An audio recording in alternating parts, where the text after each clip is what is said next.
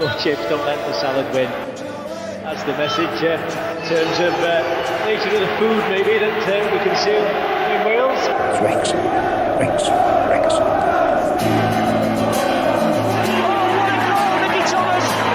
He's done it, the magic little man, Watkin. Oh, he scored! Steve Watkin has got a goal! Ball breaks for Foden, it's in early, as Rush likes it, and he'll chase it, he'll collect it, Ian Rush! Bennett, and that's a second for Wrexham. Well, classic, changing defence into attack. Conley! 1-0 to Wrexham, Carl Conley's done it!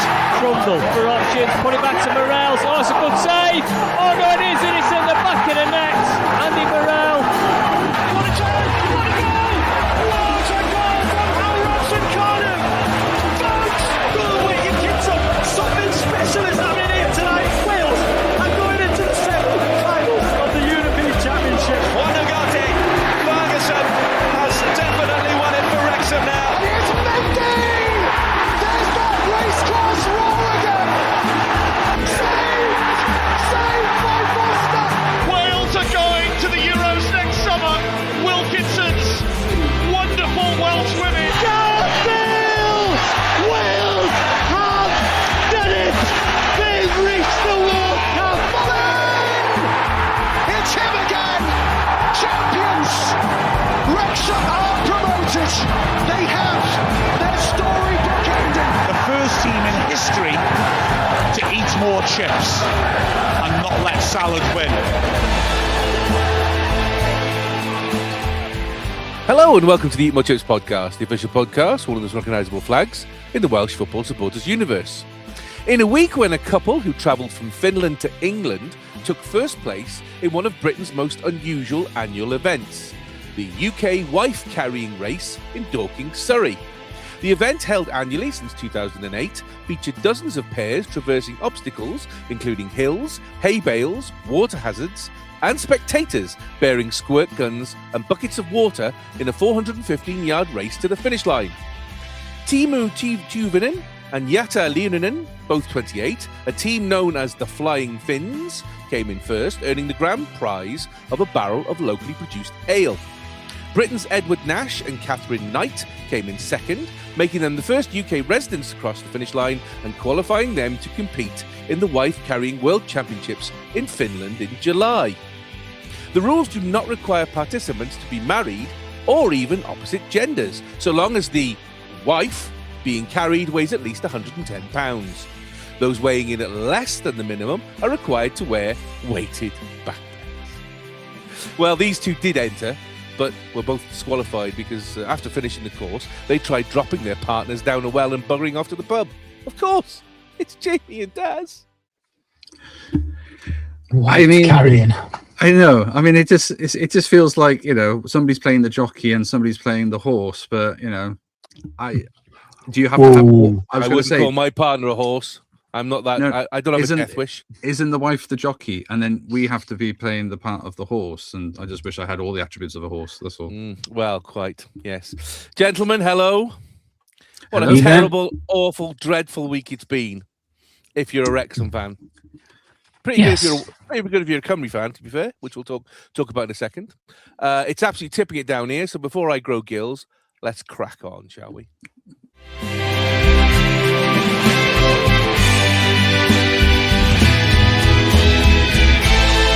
And so we get to the big one. An hour after Cymru Women kicked off, Wrexham were at the Stoke Kairas to take on Chelsea in the FA Cup fifth round for what was an incredible game of football if you were a neutral. And if you're a Wrexham fan, I'm still angry. I've been angry for days. So this hopefully will be a little bit of therapy for me because I'm going to need it, let's be honest. And luckily, I've got Jamie here who can take some of my anger. And Daz is peace incarnate. So between the two of them, hopefully, they're going to bring me back down to earth. Just out of curiosity, what are you angry about? Specifically, I'll explain what I'm angry about as part of this. Okay. I imagine it's 3 letters though. But anyway, yeah, it's to do with that. Yes, but it's not. It's not what you might think necessarily. But anyway, let's first of all let's start, as I say, let's look at the lineup first of all. Jamie, 3 changes from the cup win over the win over Charlton Athletic. Longman in for Kabore, Viner in for Broadhead, Smith starting for Moore. I mean, obviously we've got the problems in midfield with both Sheaf and James out.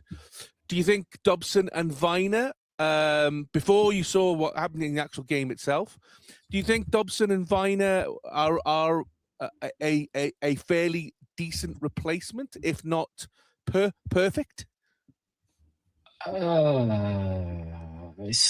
It's hard to answer that, isn't it? Because you know the answer is really tainted by the performance and what happened on the pitch. I mean, on paper,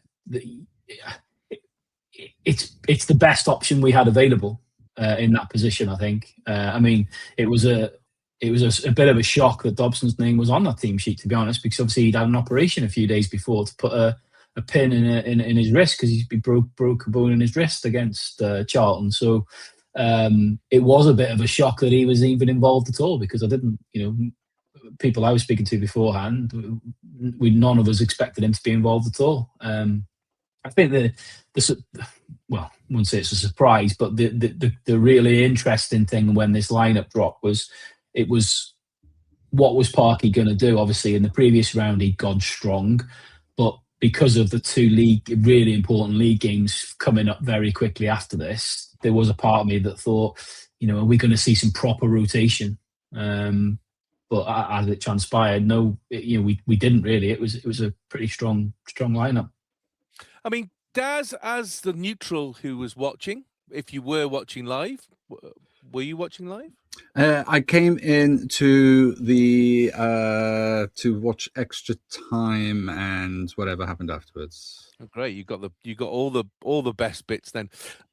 Chelsea, obviously, they were a much changed side, but they still had some strong players. Like Garnacho.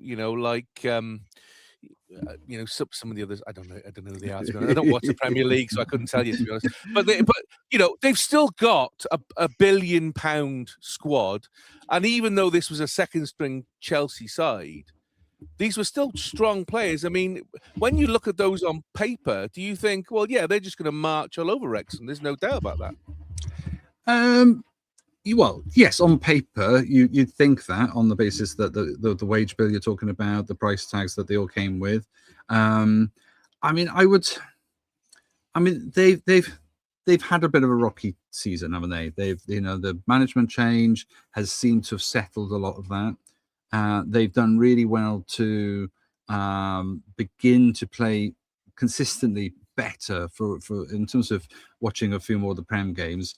They have done better. Obviously, Europe gets in there, the cup games get in there and stuff. So as a new manager coming in, he has done a really good job, and he seems to be getting the best out of them. I would challenge the fact that they're a second string. I mean, every one of them should be first string on any given day. That's the depth of the squad they've got. And I appreciate there was a couple of youths in there, but generally the majority of their squad are top draw, and so any team that they should put out on paper should be able to match a team from a division below. But the magic of the cup, being a home game, for Wrexham, it's those kind of things are different. It changes. I'm not going to say it's a leveler, because the pitch you've got is brilliant and it's the same as any Premier League side has a pitch of that quality. So you can't compare it to your Mansfields or your Macclesfields and people like that who had pretty rough pitches. So but I don't think that a shock was not on the cards, because you're aspiring to be a Premiership team. You're not it's not the gulf that perhaps the names Chelsea versus Wrexham historically would have produced. I appreciate you were only a non-league team, 3 seasons ago, whatever. You are now a championship pushing for promotion, so you shouldn't be that far away on paper. Absolutely, yeah. Jamie, I'm going to talk about the atmosphere afterwards. I just want to talk about the game first of all. I'm just going to do it in sections and get your response, because obviously you were there in person on Saturday night. I was too much of a scaredy cat, and I was sitting at home hiding behind the sofa like it was Doctor Who. And that's exactly what happened. There were lots of that, and lots of me swearing, and lots of me shouting and screaming and scaring the cat, so which was great. Despite that much change side from the visitors, the FIFA World Cup champions, World Cup champions, yeah, that's right, Club World Cup champions. Quality and depth was obviously there to see a plethora of talent throughout. Pedro Neto got the game underway, while Chelsea had the majority of the early possession. They were unable to break down Wrexham in the opening stages of the fixture. Chelsea's inability to convert that possession into chances was punished, with Wrexham shifting from back to front brilliantly. And after 18 minutes, Callum Doyle unleashed the run of Sam Smith in behind. Smith expertly beat the offside trap with a delicately timed run and remained onside on the counter. Smith took one touch to push the ball in front and then fired a low finish under Spanish international keeper Robert Sanchez, putting Wrexham ahead in what is a moment of FA Cup magic, to say the least. Wrexham fans had their first taste at that point of VAR, as Smith's goal was checked for offside, but the check showed that he was completely onside and the goal stood.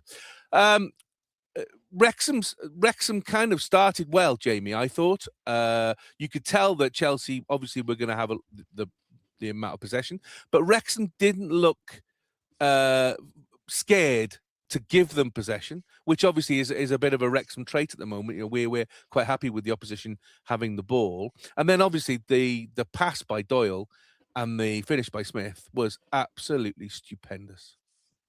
Yeah, I it's a good summary of the start of the game.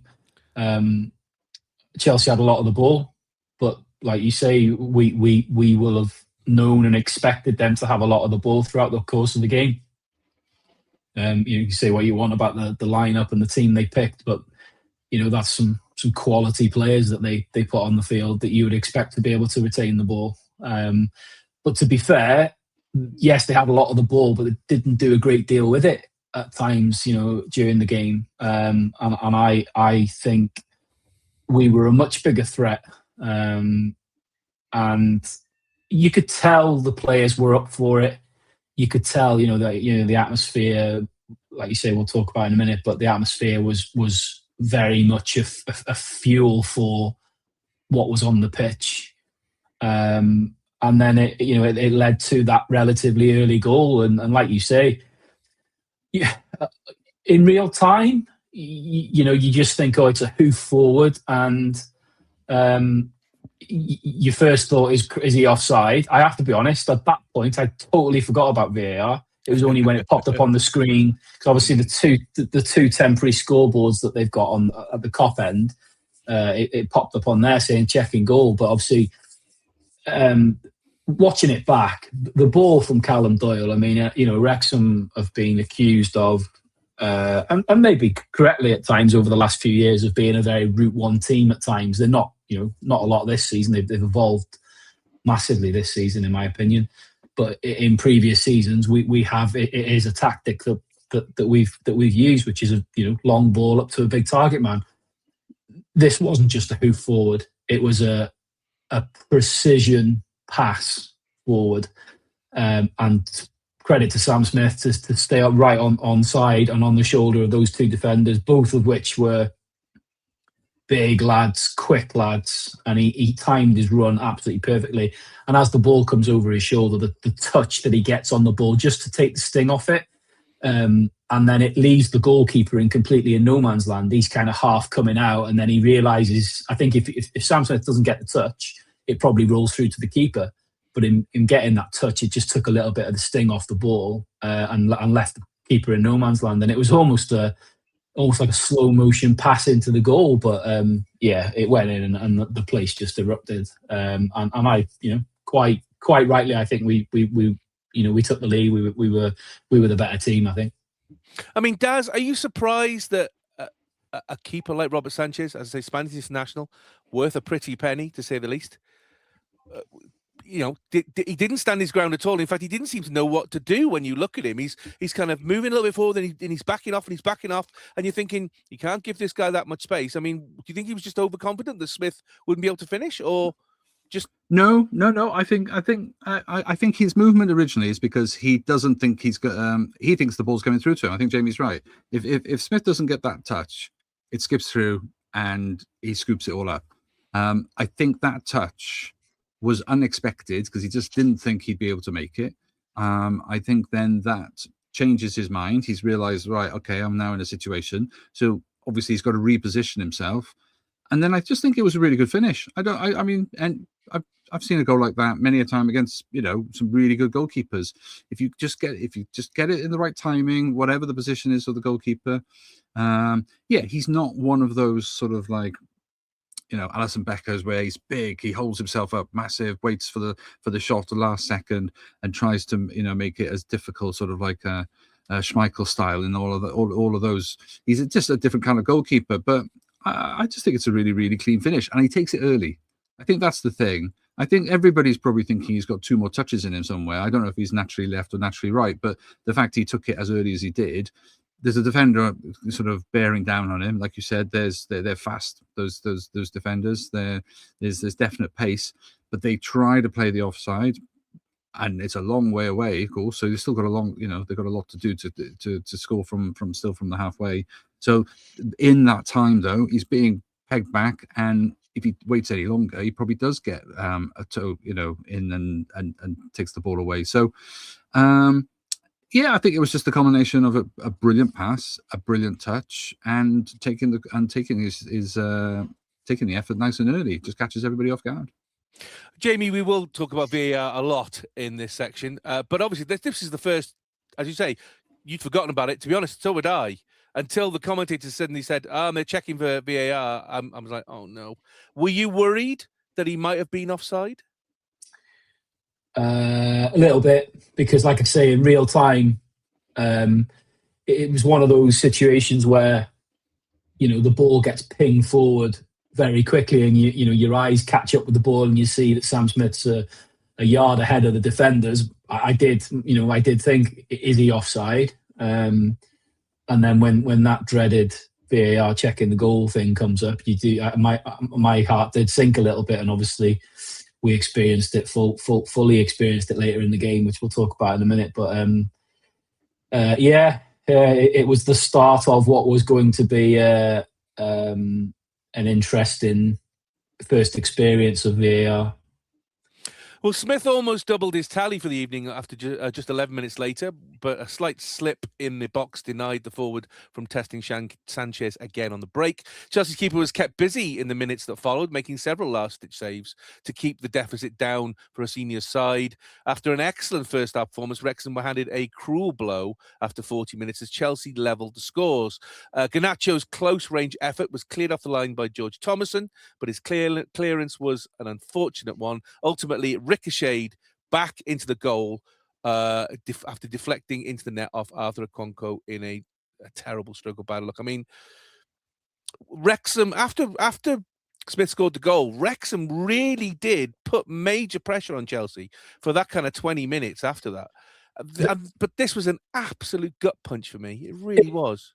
It was, right? But I said to the lads we sit next to in the ground, I said to them, and I think you'll probably understand where I'm coming from when I say this, but I said to them, do you know what? That's probably not a bad thing that we've conceded that goal just before halftime, because I think if we had have gone in halftime 1-0 up or 2-0 up like we probably should have been, we've seen quite a lot this season where we've come out in the second half and we just haven't got going, and then we end up then on the back foot, and we've conceded a lot of it very early goals in the second half.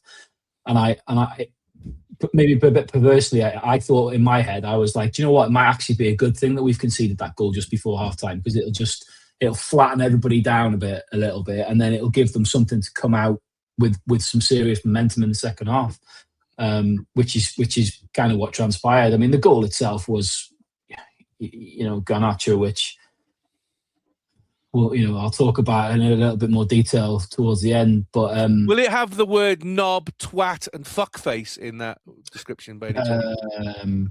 Yes, words to those effect. Yeah, because those are exactly the words I used. Definitely. But unfortunately, he has got quality. You know, he has got quality. And to be fair, the fact that he got that ball past Arthur, you know, his shot past Arthur was pretty impressive. And like you say, it was such bad luck though from Thomas, and he was on the line to stop it and cannons off the back of Arthur and 1-1. In my opinion, they didn't deserve to be on level terms at half time. I thought we were much the better team. But like I said, based on a lot of the games and a lot of what I've seen this season, there was a part of me that was actually thought, you know what, it might actually be not a bad thing that they've equalised just before half time. But it was, you know, on the run of play, it was a bit of a bitter pill to swallow, to be fair. Well, Wrexham came out firing to start the second half, looking to test Sanchez whenever possible, while trying to manage Chelsea's quality and threat on the break. There were calls for a penalty on 61 minutes as Ollie Rathbone's volley was blocked in the box, but it was deemed that it was controlled, the ball was controlled legally as it came off the chest of the player first. Can I just ask you a question about it? Because you watched it on the TV. Yes. Did they say if VAR looked at it? Yes, they did. VAR looked at it, did they? They said the VAR looked at it, and that check is now. He said that check's over, and Alan Shearer said for him it wasn't a handball. It was because it was so close, and it came off his. And you could see on the slow motion it came off his chest first, then arm. Even though his arm was here, and obviously if it comes off the chest first, then they won't take it. So no, unfortunately, it wasn't a handball. I was screaming like everybody else, but. There you go. Following an end-to-end spell between both teams up until the hour mark, Hato dragged a shot just wide from Chelsea from close range, which drifted just wide of the post. I mean, that was a proper heart-in-mouth moment for me, Jamie, because Cleworth, you thought Cleworth had kind of pigeoned into the corner, and he just kind of ran through him, and then they just ran. Our players were just lashing out, and they were just keeping their heads and almost walking through us, and then that shot just hit, and you could see Arthur tried to scoop the ball as well. He missed.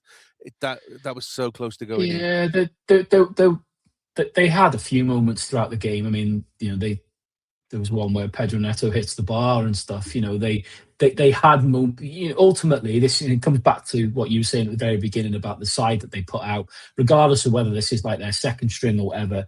There's still some unbelievable quality on that pitch, and at times. It showed, you know, these players that are worth millions and millions of pounds.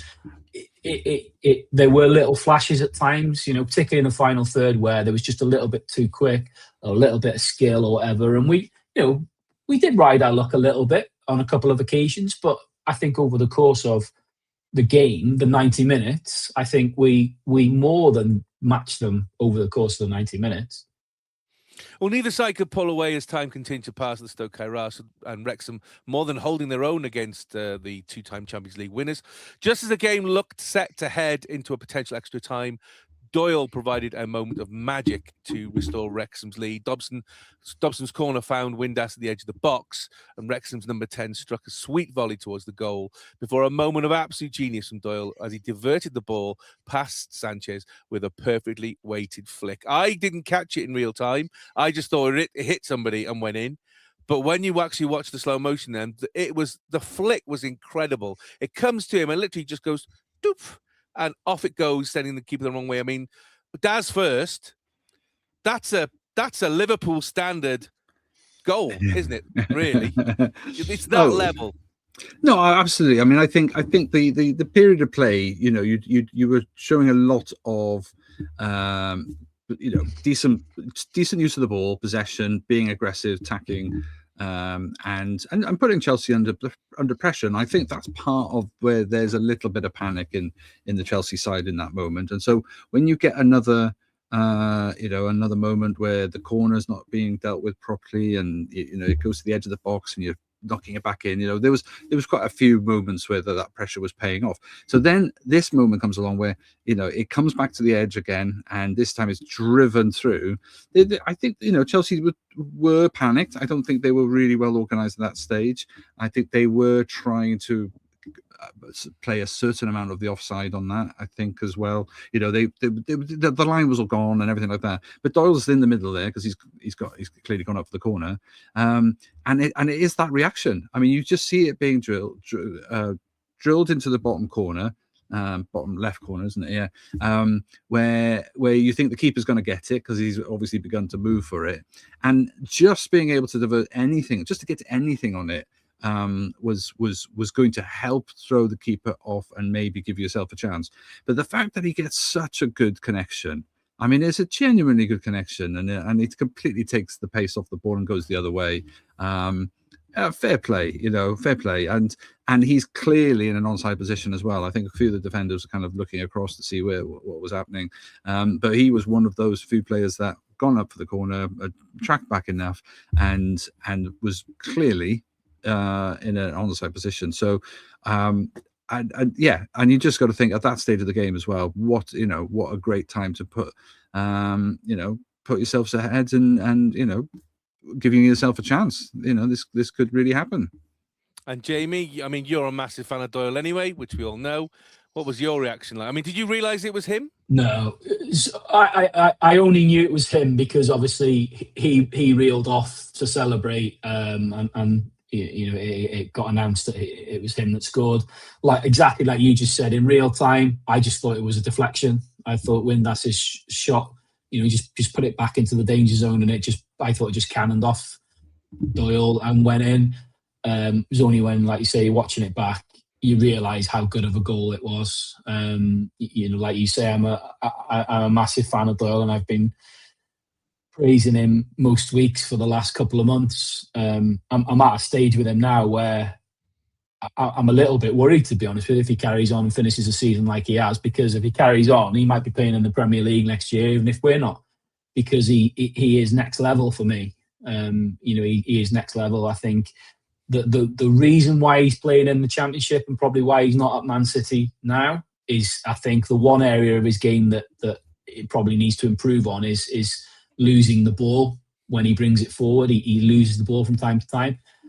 But you have to. It's risk and reward. He is such a threat bringing that ball forward. His passing, he gets forward like I've never seen a centre back get forward before. It's unbelievable, and he's so good on the ball. He's so good on the ball. But yeah, it was a superb finish, absolutely superb. However, just as celebration started to cool off, Chelsea were level. Acheampong found the top corner with a right-footed finish in the 82nd minute, handing Wrexham another setback in an extremely competitive clash. I mean, Jamie, Wrexham's problem, and I say problem because obviously we are playing Chelsea. We only held on to that lead for 3 minutes. Should we really have bedded in a bit more and tried to protect the lead? Obviously we should have. I think you have to call two things out on that goal. I think one, it's Dobson's mistake on the edge of the box. I think, unfortunately, he was dead on his feet at that point. He was absolutely spent, as were a lot of the players, because they put so much into it. But he dwelled on the ball too long and got dispossessed. And the second thing is you have to give huge credit to Acheampong for that finish. It was a superb finish. He's wide of the goal. He's got a massive goalkeeper in Arthur in front of him to beat. He's not got a huge amount of goal to aim for, and he absolutely rifled it into the top corner. So you've got to give him some credit for that goal. But yes, I think it was disappointing, obviously, that we conceded so soon after taking the lead. And it did kind of just flatten everything a lot quicker than we'd hoped. But yeah, it was just, I think, unfortunately, Dobson just got caught because I think he was just completely spent. Well, obviously, eight minutes of normal time to go. Both sides were kind of going at each other. You're thinking, okay, well, we're heading to 2-2. Looks like we're going to go to extra time.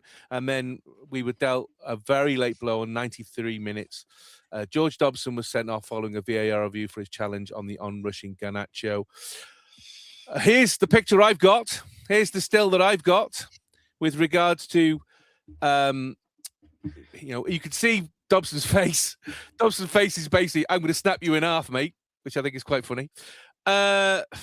It was given as a yellow on the field. Jamie, when you first saw the foul, did you think, yeah, he's off?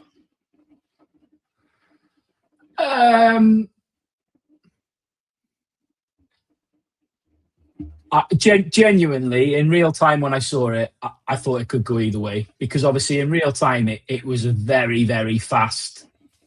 It was very fast. The way he went in was incredibly quick. I was also quite nervous because that fluffy-haired prick who'd come on at that point was right in the referee to send him off. You know, he was making out as if he'd just been. Well, this is the thing, is that, you know, he went. Ganacho went down and as somebody has already said, more roles than Greg's. But all the Chelsea players surrounded the referee. That's yellow card. Only the captain is supposed to speak to the referee. So that got my back up for a start.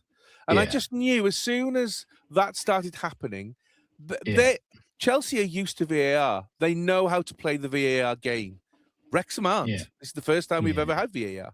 And I really felt, I mean, Daz... tell me, what describe to me the VAR game? I don't understand for me, right, the ref gave a yellow straight away, okay? You're already then got a little bit of doubt in your head when you get a thing in your ear saying VAR are checking. If you've then got Chelsea players coming at you as well, going, that's a terrible foul, that's a red card, ref, that you should be sent off for that, you're putting that in the referee's head to begin with. That's the VAR game. You're preempting the fact that he's probably going to be walking to the screen and he's going to be overturning his own decision. No, well, another footballing expert, whether it's a ref, somebody with some sort of qualification, I don't know what they get, but somebody in a TV facing a TV screen has already made that judgment by asking the referee to come and look at it. But so it's not the players who have done that. No, but this team are 150 miles away and they're not in the game at all. Don't get me wrong. The system. The referee is the one who should be making the decision here, and he made the decision of a yellow card. If he felt it was a red, he would have showed a red. But like you said, it was so fast. No refs seeing that. I think referees now that are involved with VAR, I think they're with certain decisions like this. I think they're going lenient, knowing that it'll get checked. Yeah, because I think when this happened in real time, I reckon he debated the red card, regardless of the Chelsea players being in his ear. I think he debated it straight away, but he went with yellow on the basis of, from what I've seen, I'm not 100% sure. I'll go with the yellow and knowing it'll be checked. I agree. So the question for you two, in hindsight, now you can see it slowed down to its maximum, which makes everything look terrible. Is it a red? It's a very dark orange. There's no such card as a dark orange. I think the problem is it's his dangerous. You know, you look at the position of the foot. You look but at is where it intentional dangerous or is it accidental dangerous? Yeah, but you can get sent off for accidents. You know, if it's endangering the health, or, you know, the well-being of another fellow player. That's grounds to be considered. You know, the fact that there's any intent on. It's at the wrong place anyway. It should have been for his neck. I understand your point about being called over, and you're right. The players did gather round, and the captain is supposed to be the only one. But that went out the window very early on in the season. I mean, they all do it. I know all the clubs do it. So the refs are used to it, and I just think they go, no, I'm just going to wait. To be honest, the VAR, I think, and you may disagree, I think gives them an additional excuse on the pitch, and it's a really good thing to hide behind. If a player's going, you need to have a look, and they're going, I'm just going to wait until they tell me. I'm just going to wait until they tell me, and if they think it's worth looking at, I'll go and look at it. It almost gives them a protection against all that whinging. I think I've actually seen a real better response from refs in those pressure moments. But once he goes and sees it in slow mo, yes, you can argue there's an element of recklessness or speed or whatever the things that might happen in those moments. I just think VAR, the speed of the game is so ahead of now what a referee can take in, and the referee can only get one view. It's not like basketball where there's at least two umpires. It's not like ice hockey where there's 3, and it's not like American football where there's 7. You cannot see the whole pitch. Now rugby have got a really good version of managing all of this now. They'll just go yellow card, sin bin, but they'll do the whole review whilst they're off the pitch, and if within the 10 minutes they've decided that actually that yellow card should be scaled up to a red, they don't come back on. So it's a half yellow, half red, an orange if you like, but it's a half yellow, half red until it's graded up or the player comes back. And I like that because it's dangerous enough or against the rules enough to penalise the team down to 14 men. So in this case would have been 10 men. But if after review it's deemed dangerous, they stay off the pitch. I think there's a stepped response there. Now, I don't know if that would work in football, but I do like the fact that somebody else with time can have a look at it, review it, and then make an informed decision that isn't at speed, dripping with sweat, in the rain, whatever it is that the ref's having to deal with. There's somebody there who can just have a look at it with all the angles that VAR give you. I mean, Jamie, in hindsight now, a few days later, do you think this was correct? This is exactly what VAR was about, and unfortunately, Dobson just was clumsy. It's a really difficult one for me. It's a really, really difficult one, right? Because my opinion on VAR is kind of tainted even before this game, anyway. But the frustrating thing for this particular instant, I can see why he gave it, right? But I think it's a very slippery slope that we're on here, because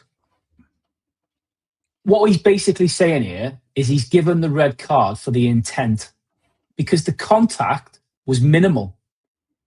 So he's given the red card for the intent. Look, if you look at that still you've put up there, if Dobson's foot had made contact with Garnacho's planted leg, he'd have broken his leg. But you can't give a red card for the intent. Surely it has to be contact based, which is what, to me, which is why I think the yellow was probably the right call. I know why he's given it. He's given it because of the speed, the intensity, and the intent of the challenge. Yeah, but the rules intent does get included, though. I mean, that's why I'm saying I understand why it was given, because I watch a lot of Premier League football and Champions League football, and I'm used to this now, so I understand why he gave it. I'm just, from my point of view, and I'm trying to be, I'm not trying to give an opinion with Wrexham tinted glasses on. I'm trying to give an opinion based on just from like a footballing perspective. I just think I just don't think it's a great situation where we're penalising for intent rather than the actual contact. But I think if about milliseconds later he's breaking that man's leg, and I just feel that you have to have some sort of deterrent. Otherwise, people are chopping themselves, chopping them left, right, and centre. So I get it. It's a regrettable decision in the moment at the timing of the game and the balance of the game, knowing that you've now got another half an hour to go with the play. It's absolutely horrible. But I just think straight leg, foot up, missing the ball, the timing's out. You have to be precise, but that's the risk now, because the game is so fast.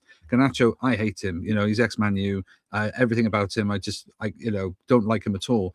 But he's so fast, and I appreciate that might take tackling out of the game. There might be fear of people catching players, and there's a risk to that. But I never, no matter how much I dislike the guy, a broken leg is not. It's not an option. I think the rhetorical question that I've heard a few Wrexham fans ask this week is, if that would have been the other way round, would we have been paying for a red card? And I think if we're being brutally honest, we probably would say yes, we would. And that kind of tells you everything you need to know, doesn't it? It's so easy to look at this and say, oh, it was a shit decision. It was never a red card and everything else, which I did. I said all that in the heat of the moment, but having looked at it and analysed it and seen it several times now, if I try to sort of look at it from the perspective of if it was the other way around, I would probably be paying for a red card. So, but this is what I mean, Daz, about playing the VAR game. All the VAR decisions on Saturday night were all regarding Wrexham. Chelsea didn't get one VAR need for VAR to intervene because they know how VAR works. Wrexham don't know how VAR works because we don't play with it. And this will come back. And this will come back to a point I'm going to make later, which is why. Yeah, I would argue that this was Chelsea VAR. This was in favour of Chelsea. You know, the thing is, I'm a Premier League team supporter, so I see this week in, week out, and I've learned to live with it, and I quite like it. I do like the majority of the time where there is a decision of what happened and what didn't happen, review. What I don't like is the subjective stuff, but that is a borderline when it comes to tackles and things like that. The subjective, would he or wouldn't he have, could he or couldn't he have, obviously a VAR about somebody being offside or not offside. There seems the consensus is the technology is getting better, the width of the lines are getting better, so Sam Smith scores a goal, great. All of these things are positives for the game, because if a linesman does flag and it was always a goal, you would just be absolutely tamping. So it has taken away a good amount of that debate. I do think the subjective, like the handballs, did it come off the knee? Did it come off? Was it an unnatural position? That's still got some work to be done. But you get used to it. It's going to interfere more, though. IFAB have made decisions now, looking at corners, looking at throw-ins, at everything, everything to do with it. But what you've just said there is why I don't like VAR. I think if you've got a simple offside, like you say, with the technology now, it's hard to argue with it. He's onside or he's offside. No matter how close it is, he's onside or he's offside or something like that. But the issue I've always had with VAR, and the Dobson one is maybe a kind of example of it, but maybe handballs and maybe some of these handballs we've seen are probably better examples. But the issue I've always had with VAR is the fact that there's elements of the decision making that you are still relying on a human being to make, and that to me is that's still a problem, because there's nothing. There's nothing. Offside or not offside is simple because technology can help you with that. But as somebody being subjective over a handball situation, that's just an opinion of the person seeing it 150 miles away and then potentially telling the ref on field to go and have a look at the screen. That's the thing I've never liked about VAR. And while we're ranting about it, the thing that I really despise about it, and I'm now having experienced it with my own team, is the emotional effect. That was, I know we're going to talk about it in a minute, but that was such a horrible feeling to have to go through the jubilation of your team scoring and then have it pop up on the screen saying ruled out for VAR. You could get that anyway if we score a goal and then somebody goes, "Oh, there's a flag up."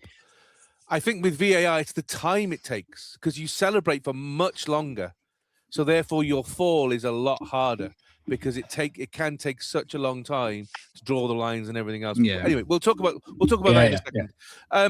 Extra time obviously was always going to be a pretty difficult task for 10-man Wrexham, and found themselves behind again 6 minutes after the restart. Asugo floated a ball towards the back post, which found Garnacho, unfortunately not with a busted leg, and the winger remained onside to tap home at the back post. I mean, Jamie, poor defending, Wrexham switched off, Wrexham tired, Wrexham 10 men, or just Garnacho's just too good? Probably a little bit of all of the above. I mean, we were spent. The 90 minutes, we were absolutely spent, even before Dobson got sent off. And they did incredibly well, really, in the extra time period, considering. I think there was an element of switching off at the back post, like Daz has already said. Love him or hate him, he's bloody rapid, and he made up that space very, very quickly. We absolutely need to sack off them goal frames, that's for sure, because that's the third time now I've been at the racecourse and seen a goal like that, where everybody's scratching their heads. It's the back stanchion and bounces straight out, and you think, is it gone in or not? I'm not quite sure. Well, I saw the referee straight away. He went and looked at his watch to check it had gone over the line.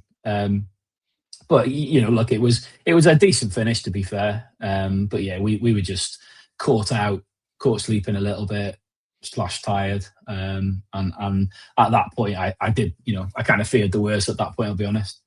I mean, Daz, should ties like this be going to extra time? Because extra time for me favours a Premier League side because they've got much more strength in depth and a stronger squad, whereas Wrexham don't. So therefore, the extra time-wise side, I think, benefits the Premier League side. Or am I just being biased because I'm a Wrexham fan? You're being slightly biased because this particular outcome, that's what happened. I've seen extra time though favour the non-league team or the lower league team because it's another half an hour playing on a shit surface. So the levelers sometimes play in their favour. I mean the great debate about extra time. I was having this conversation with my son. He missed the fact that when we used to have replays, we were talking about a game that went to 3 replays, and we were talking about the fact that you just reschedule another day, and then you reschedule another day, and these were semi-finals, so they were neutral grounds and everything like that. And you just think the logistics of trying to do that now, of slotting in an extra game on Wednesday, just go straight to penalties, which is where we got to. That's where we got to. Is that I feel like if we're saying we just need a winner, then why not? And I know in some competitions it does go straight to pens, and it doesn't do the extra. I think this feels like a sort of a happy hybrid between the two. It does give an. Nope, that's frozen. Okay, well, good. Thanks for that, Taz. I think that's the way it'll go. I think it'll go the same way as the Carabao. It'll go the same way as the Carabao Cup. I think where it'll just go straight to penalties. I mean, Daz is right. I think I can't agree with what you're saying about the fact that I think it favours the Premier League side because you'd have to say that Wrexham are our players are elite athletes, the same as the Chelsea players. These days. And strength in depth, they had the same number of substitutes and players as we did. The only difference was we had one sent off. So I think the general fitness levels did appear to be better for Chelsea in extra time, but I think that was possibly because we put so much into the 90 minutes. Well.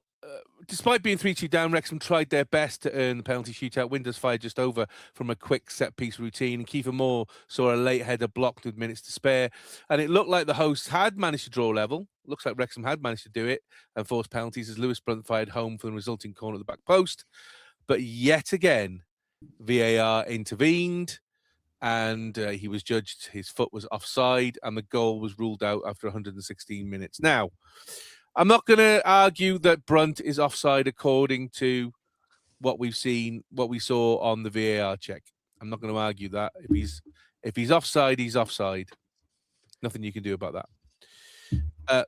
My issue with it is, but my question, Jamie, is: was the goal going in anyway? Now you would have had the perfect view because you are sitting where that bottom picture is. You're sitting to the top right. Yeah. Did you think it was going in from Kiefer and therefore Lewis Brunt didn't need to touch it? Or was it going to miss anyway and therefore Lewis had to jump on the ball? Again, real time, it's hard to say, but I've looked at it back a couple of times. I did think it was heading for the goal, but I'm not going to criticise Lewis Brunt for sticking a foot out because he doesn't know that, does he? It's so easy to point the finger and say, "Oh, you should have left it because it was going in anyway." In real time, fast paced, that ball basically is in his head. He's up for the corner. The ball is being put back into the 6-yard box. His instinct is just to try and put it in the back of the net. I think it probably was going in. We'll never know, but I think it probably was going in. But I'm not going to criticise Brunt for making that touch because, as you can see from that still you've put up the picture, you can't argue with it. This is where VAR is concerned. Yep, these days, obviously, when VAR first started, the frigging lines were like zigzags. But but the technology has improved massively for this kind of call, and you can't argue with it. You can debate the rules all you want, and I know there's obviously those talk about Wenger's offside rule potentially being brought in and stuff, but it's coming. The daylight rule is coming. So, but the rules as they stand now, unfortunately, as much as it pains me to say it, he is offside.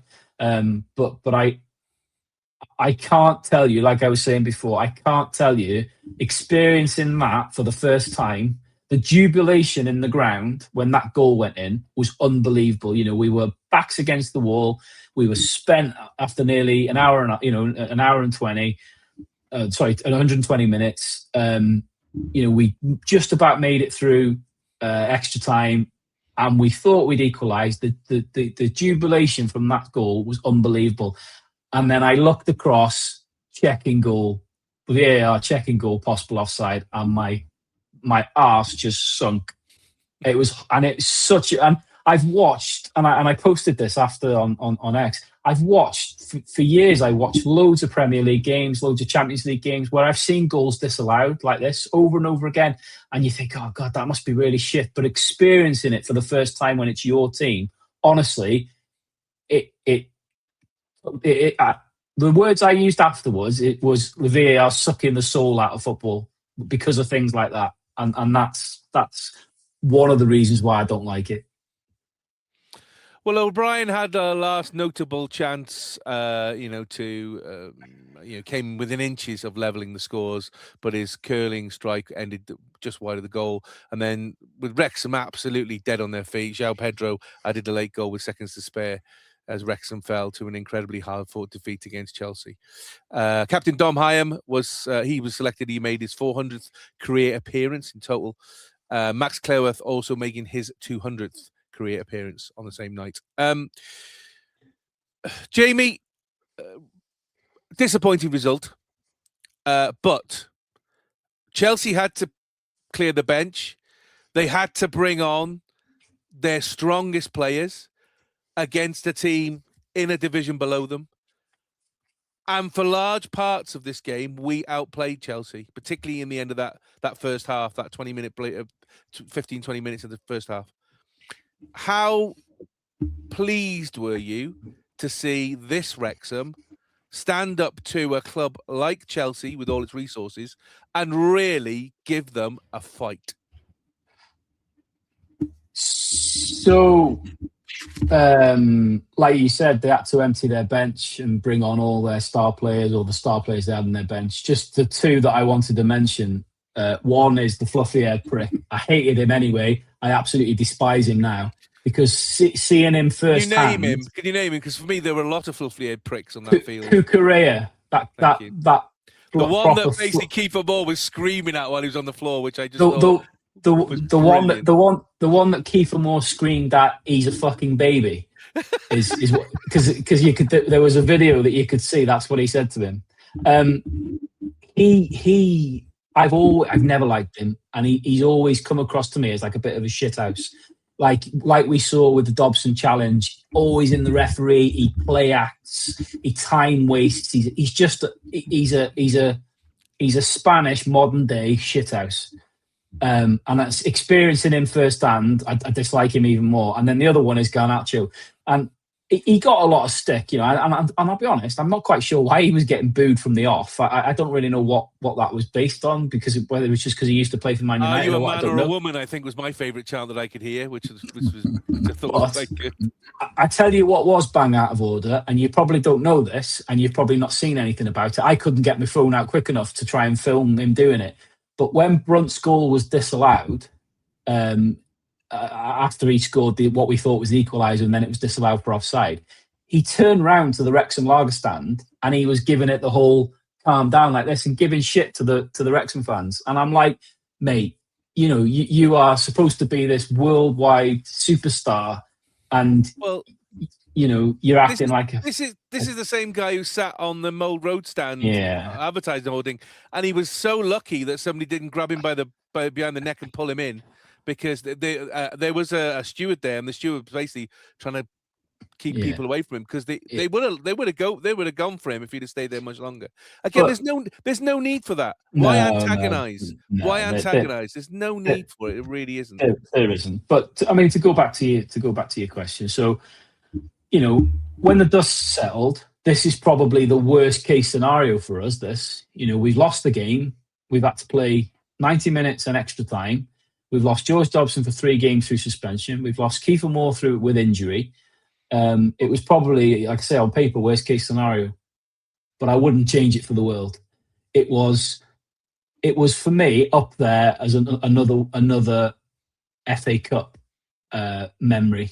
Up there with some of the memories that we've got, where we did have more favourable results. We were absolutely outstanding. Particularly for the 90 minutes, I think we did more.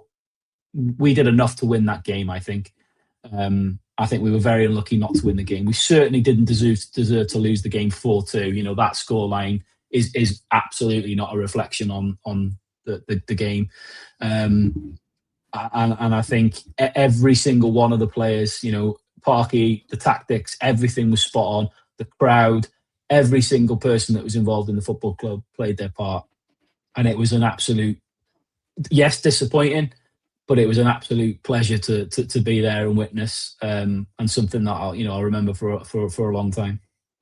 Daz, as the neutral, Wayne Rooney was there, obviously commentating for BBC, and he's come out since and said it was his favourite game since he's retired. It was a Spanish game, but he just thought the atmosphere, the fans, the game. He just the Nans. The Nans. He said it's his favourite game. I mean, as a neutral, can you concur with that? Because people were sitting down for Saturday tea time, and we gave them a show. Yeah. I mean, it's definitely. I'm not going to say it's the best. I mean, but it certainly deserves high praise. I enjoyed the extra time so much. I did go and rewind it and watch back and just see what happened. So watch the goals and I watched the sending off and all of that just to see it. And on the whole, I genuinely think that you were the better team. As much as the possession says otherwise, your stats that you showed earlier, the amount of shots on goal, I mean, attempts and on target, was worthy of anybody to have won the game. So I do think you statistically really competed with a tactic that was perfect for the occasion. I mean, I think that's why the stats for possession were as they were. But you took the lead, you replied. There were other, you had Windass heading the ball back across the goal when actually he should have gone for the other side. You had O'Brien nearly, there were moments where Wrexham could have and should have. And yes, Neto hit the crossbar, and there were a couple of other moments for Chelsea. So it's a good old thrashing tie. And I genuinely think it was a very entertaining game. And I think it's a good indicator of the ambition that Wrexham have about playing Premier League teams again in the future. But I do think I can't remember if you said it before we started recording, was that there are occasions though where this team seems to rise to. They seem to put in that extra effort, and if this team played at this level every week, you'd be ahead of Coventry. But very true. But I know that's easy for me to say. I know the adrenaline and the lift, and it's the magic of the cup, and it's against a top team, and it's on the TV and all of that kind of thing. Everything about it adds up, and it's great. It's absolutely great. And yeah, I think Jamie's right. It probably was the worst result in terms of going through all that agony, and then technically you've got nothing to show for it. In that sense, it's not even a day trip out to Wembley, or it's not. All the things that come with progressing in the cup. It's just so annoyingly close to the bubble. Do you know what I mean? It's just really, really, really close. So, yeah, I feel sorry for the journey to have ended, because it's been such a really good cup run. But can I dare say that it's probably a good thing, because you now need to focus on other things, as maybe other match reports will share, kind of might allude to. Yes, so should we focus on other things. Jamie, atmosphere of the ground. We obviously had the tribute to Joey Jones, which was absolutely fantastic. The picture that you took here, the Mould Road stand, with Oh Joey Joey, which was absolutely brilliant. Apparently, though, some of the Chelsea fans didn't quite get or remember that Joey actually even played for them, which I think was quite alarming. Yeah, I didn't realize this until afterwards. Obviously, I've seen the same videos on social media that you're probably referring to. In the ground, the Chelsea fans were generally quite quiet. Even when they scored, they didn't really cheer properly. It was bizarre. This for Joey was brilliant. It looked really good. Unfortunately, I think the PA system in the ground didn't really communicate what was going on properly, and I think it could have probably been done a little bit better with, like I say, just communicating it to the fans and what was actually happening. Like you say, I've seen and I've heard the pockets of Chelsea fans that were singing "What the FNL is that?" I mean that. You would assume that is a younger generation of fan, but to me, there's no excuse. I think you kind of you should do your homework and know, particularly someone like the Joey, particularly given how highly regarded he is by Chelsea, from what I understand. But it was a nice, like I say, it was a nice touch. It did look quite cool. When they did it, and I'm sure he would have loved the game. Atmosphere in general, Jamie. I mean, it seemed electric on the telly. It just shows that when we're up for it, the atmosphere of the Kairos can be incredible. Yeah, look, the atmosphere was next level. It was superb. But it kind of comes back to kind of something I've said before, which is, and I know the last time I mentioned this, people disagreed with me, which is fine. But I've always said, I'm a big advocate of, I think the atmosphere kind of is not dictated, but is driven a little bit by what's going on the pitch. And because of what was going on the pitch, that fed the atmosphere in the stadium. And I do agree with the point that was mentioned to me last time I said this, which was, that it's the fans' responsibility to create the atmosphere and everything else. But it is a little bit chicken and egg. It kind of, if what you're seeing is not a great thing, it's not entertaining, it is harder to generate an atmosphere. Hull being a great example, the atmosphere was nowhere near the same because, to be fair, we struggled like hell. But for the Chelsea game, all sections of the ground, the three sides that were open, it was electric. It was again right up there as one of Notts County, Boreham Wood, Charlton, Forest Green type atmosphere. It was superb, and it's just a shame that we couldn't get the result in the end. But like I said before, I think credit to everybody that was there, players, coaching staff, and every fan that was there as well, because they played a part in making a really memorable night. So the reason I'm still angry, and the reason why I felt it was robbed, and I'm happy to get shut down, and this is the perfect opportunity. If this game had been played a round earlier, there was no VAR, which means that George Dobson would have had a yellow, Lewis Brunt's goal probably would have stood, and we'd have gone to penalties. We still might not have won, but it's highly possible that we'd have gone to penalties.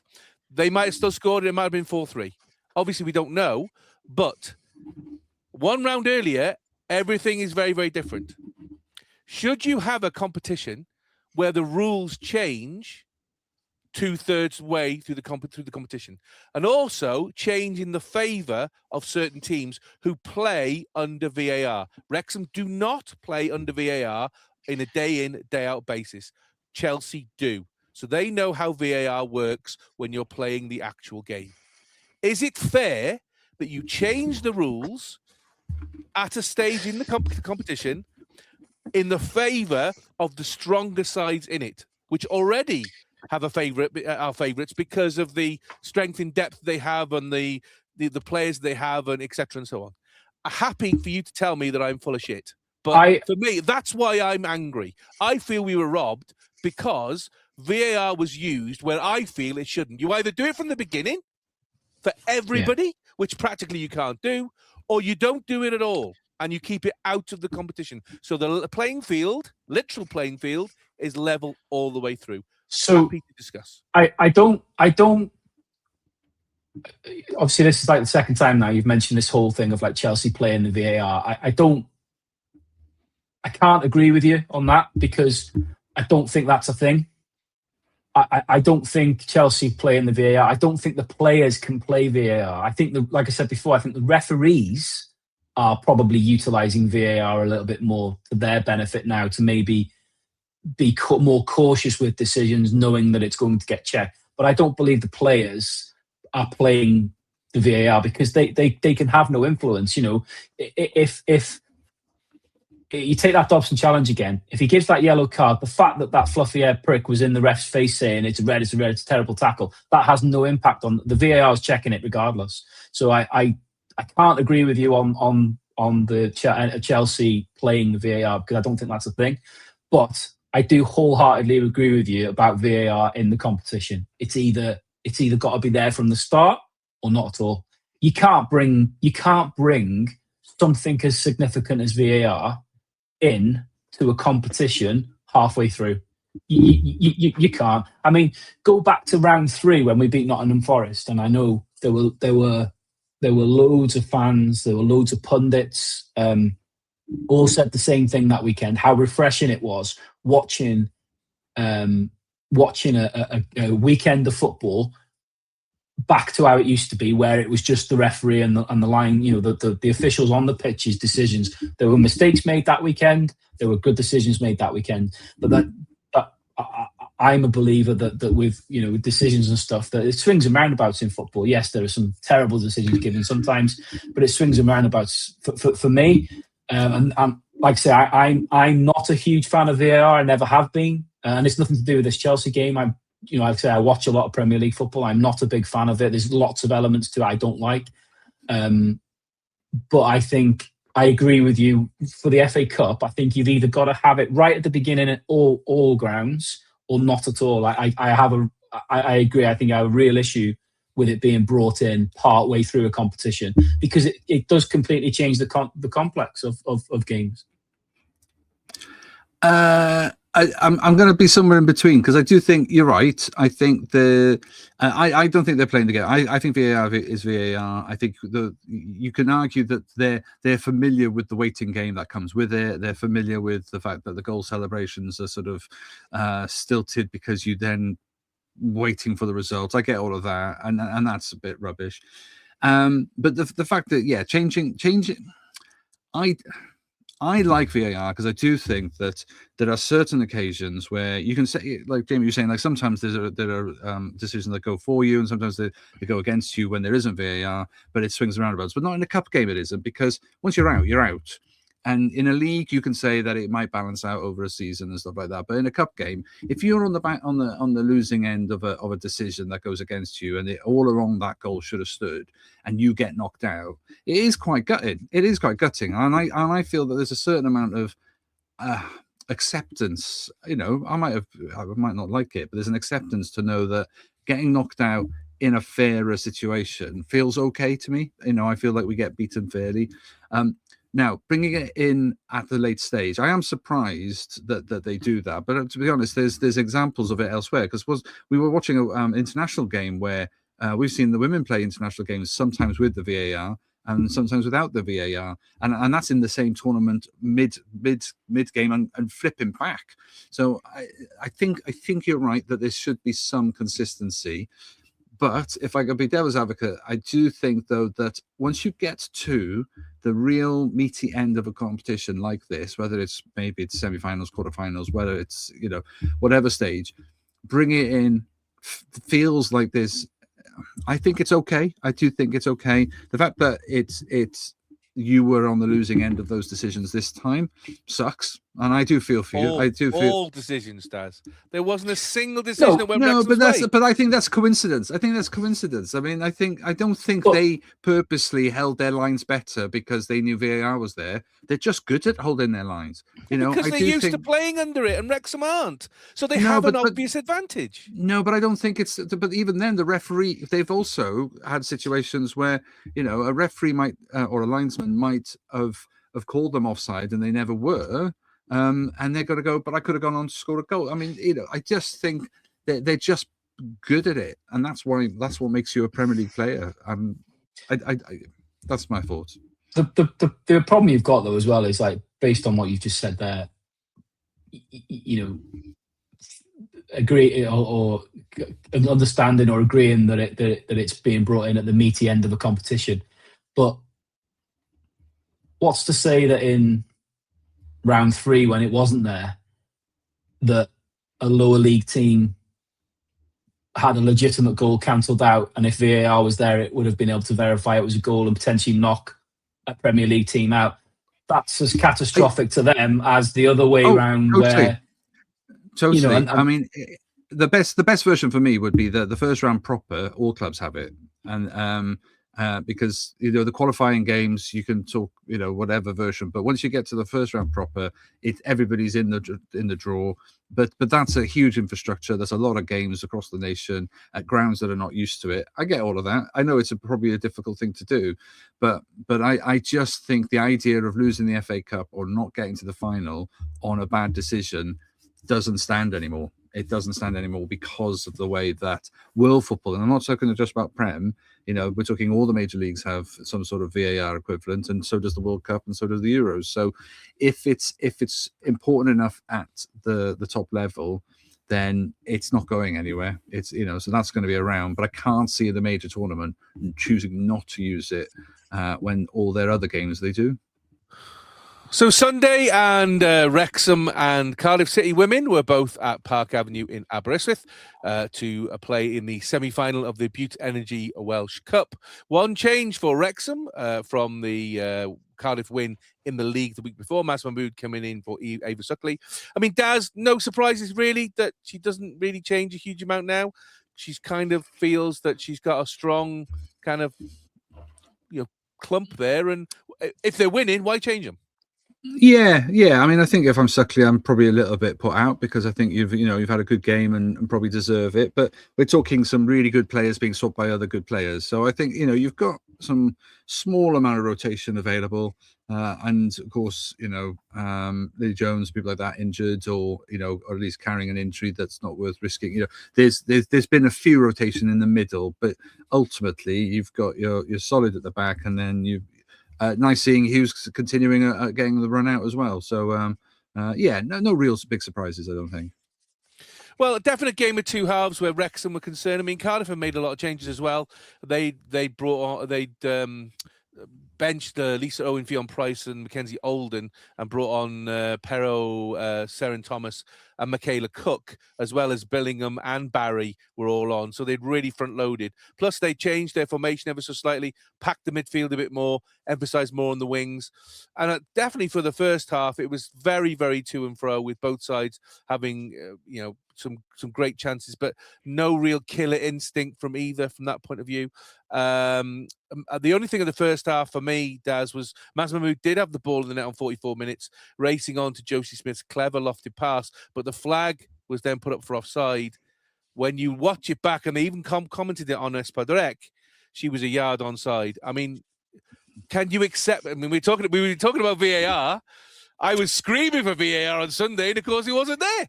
But at that level, can you go, well, yeah, that's not acceptable, or it is what it is? I think the margin of the error was shocking. I think that's the difference.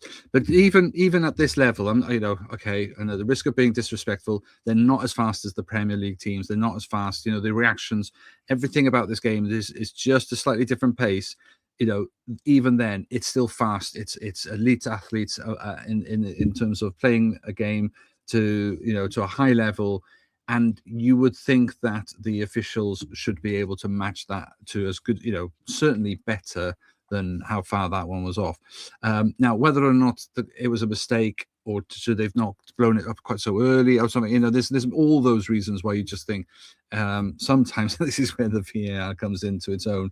That would have been called, you would have allowed to have been played that, scored the goal, and then check it afterwards. It's not much to ask, but again, it's infrastructure, it's resources, it's finances, it's all the other things really. But if we want our league to be considered, comparable, then there are occasions where you just think like, well, then the standards need to be as comparable as well. And this one, they missed the mark a little bit. Well, after half time, Cardiff came out and they were more aggressive. As I said, they'd done a bit more tweaking and they really started to dominate and really put some pressure on Wrexham. And they got their goal for the second half on 69 minutes. Cook's corner was cleared back to her on the left, and then right-footed, she lofted the ball over Craven into the far corner. Was it a shot or a cross? I'm saying it's a cross for me. It has all the feels of a cross. I don't think the eyes were quite up looking, spotting the goalkeeper. I think it's an attacking, aggressive cross, which means go for it. But the fact that it's on target means we see those happen all the time. It's such a good tool to be able to have. It's such a good option, and the keeper's got to be careful because you just don't know if it gets a flick on, if it gets a touch. You get caught out, so you have to guide it through. But it was just that perfect height to go over the goalkeeper. Even with the fastest of footwork, I just don't think she's getting back to get to that. It was perfectly at the top. It was an attacking, aggressive cross. And if you don't deal with it, they go in. Bowen doubled the advantage on 78 minutes, getting the decisive touch from close range to turn in from Barry's deep free kick. Jamie, here we go again, from set pieces. Seems to be a Wrexham problem. We have problems defending, particularly Cardiff set pieces.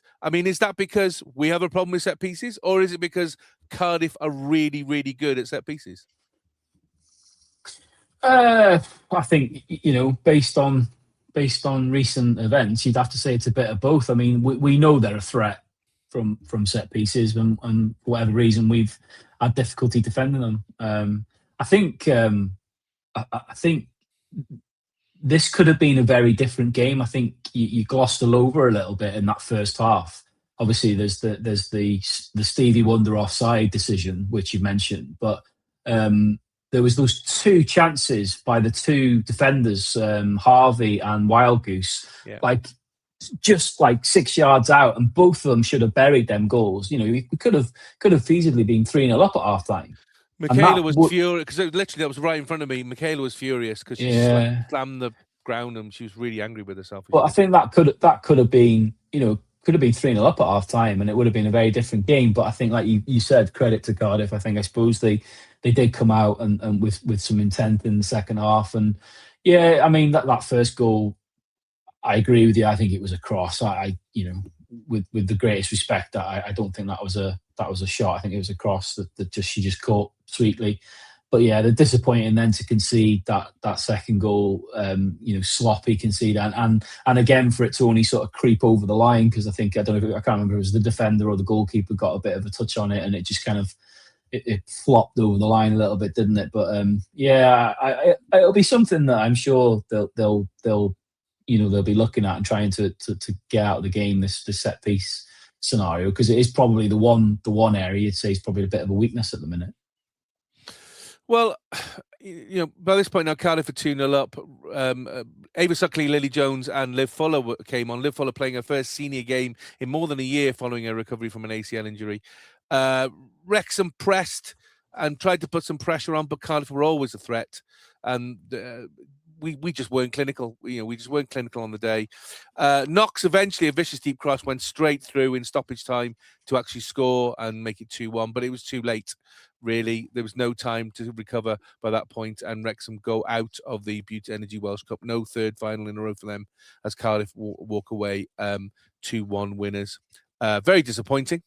First of all, Lily Jones, 100th club appearance for Wrexham.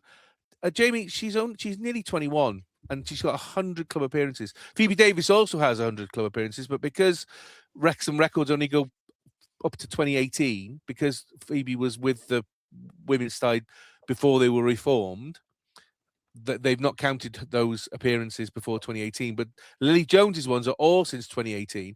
100 appearances for one club at 21 years old. That's incredible. It's crazy, isn't it?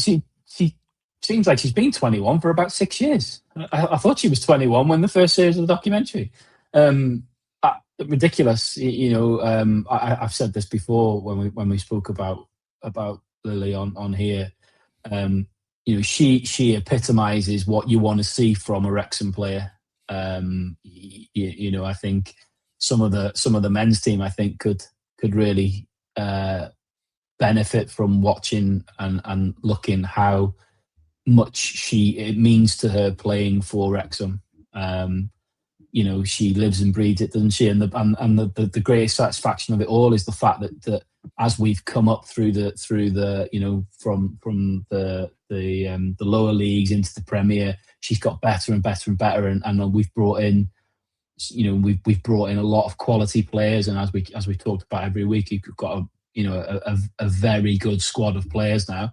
But she's holding her own. She's on a par. She gets picked in the team most weeks on merit because she gives everything. Superb player, and like you say, crazy that she's made 100 club appearances at 21. Fantastic. So Daz, three games in 3 weeks against the same opponent, 2 wins, 1 loss. How difficult do you think it is for Wrexham women to play Cardiff women for 3 weeks in a row? Does it really start to become a major problem because you get bored, or?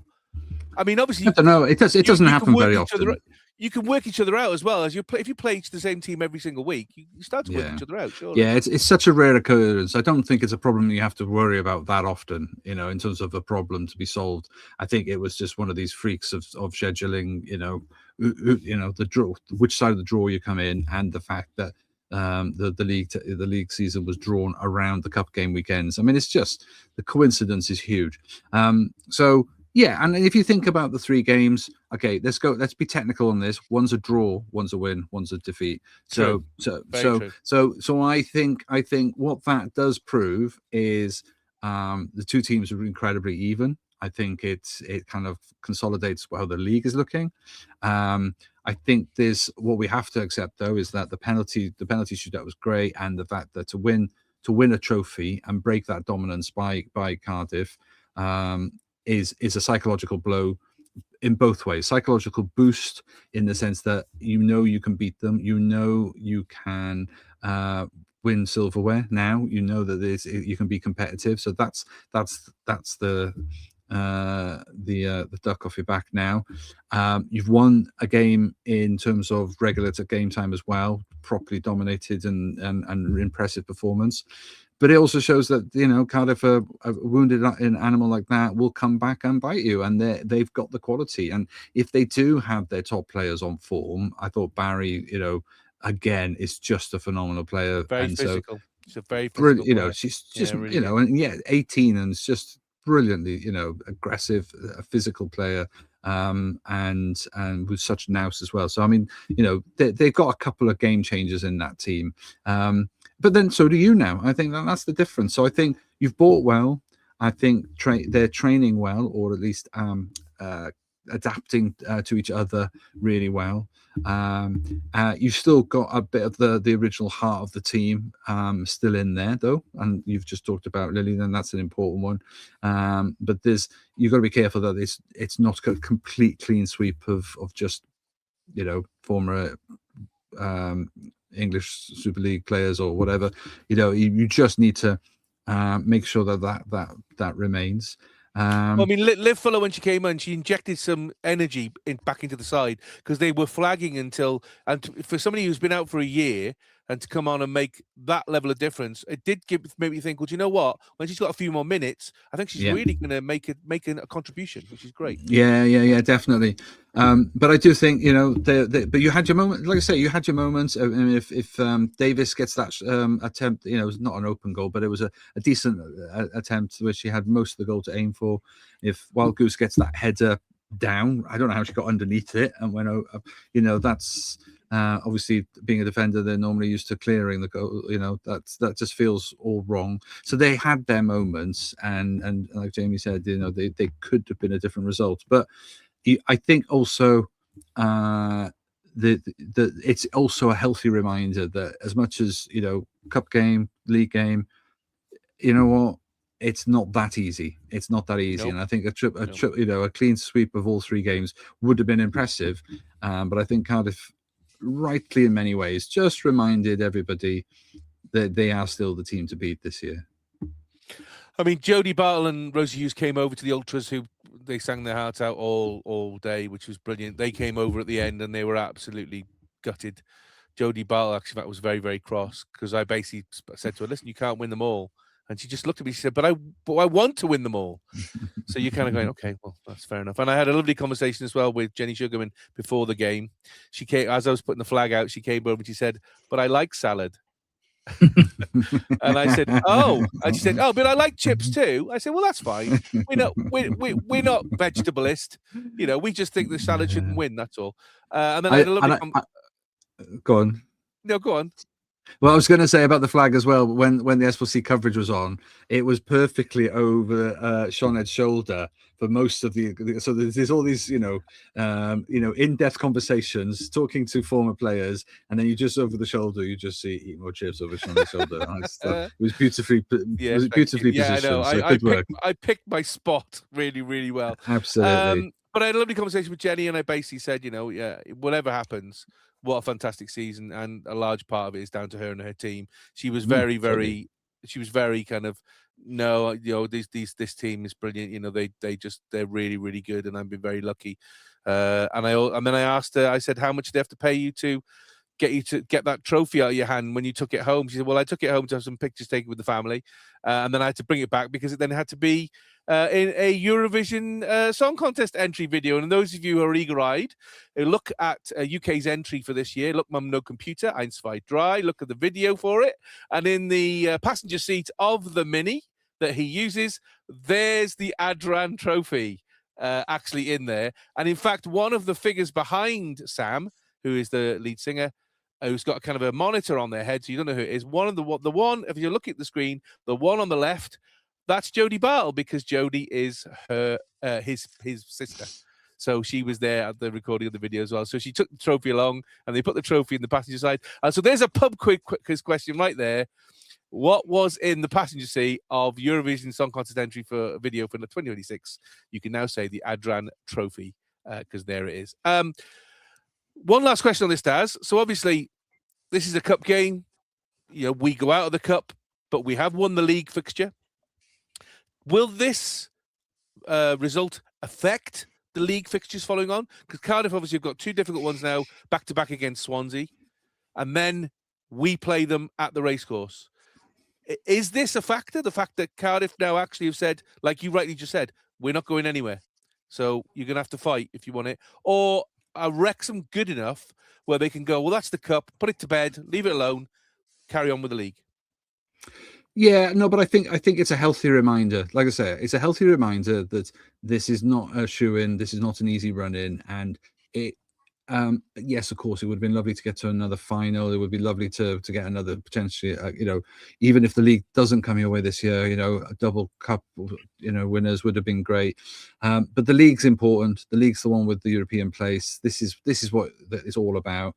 I think it's a very healthy sense check to the point of, okay, you were on a good run. You've beaten the Cardiff teams twice now, but actually it's not that straightforward.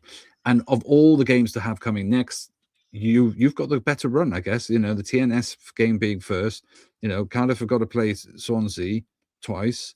Actually, you've got a good amount of time before the step back up again. So it's probably, although everybody should be and would be down in the spirits, because nobody wants to lose in a game like that, and certainly not against the closest rivals. So I think it will motivate, focus, at least certainly focus the minds, and I think that could help you for this final run in for the season. So Tuesday, and it was definitely, for me, a case of after the Lord Mayor's show, because Wrexham welcomed Hull City to the Stoke Kairos. Here's the starting lineup, Jamie. 2 changes from the cup loss. Windass in now for the suspended Dobson, who, as you rightly said, Dobson is now suspended for 3 games after that red card, so he misses this game, the Swansea game, and the Watford game midweek, the week after. And Windass in instead of Rathbone. I want to talk a bit later about where we're now starting to have big problems. But obviously, the midfield, it meant that Viner and O'Brien had to back right up. Is that all we've got left now? Yeah, I mean, again, and this when this team kind of dropped, it was, I think it was to a degree, it was kind of as expected, but then it really highlighted the kind of the issue. I mean, Viner against Chelsea was actually pretty decent. I think he played 60 minutes. I think he actually did a really decent job. I think it's safe to say he had a bit of a mare in the first half against Hull.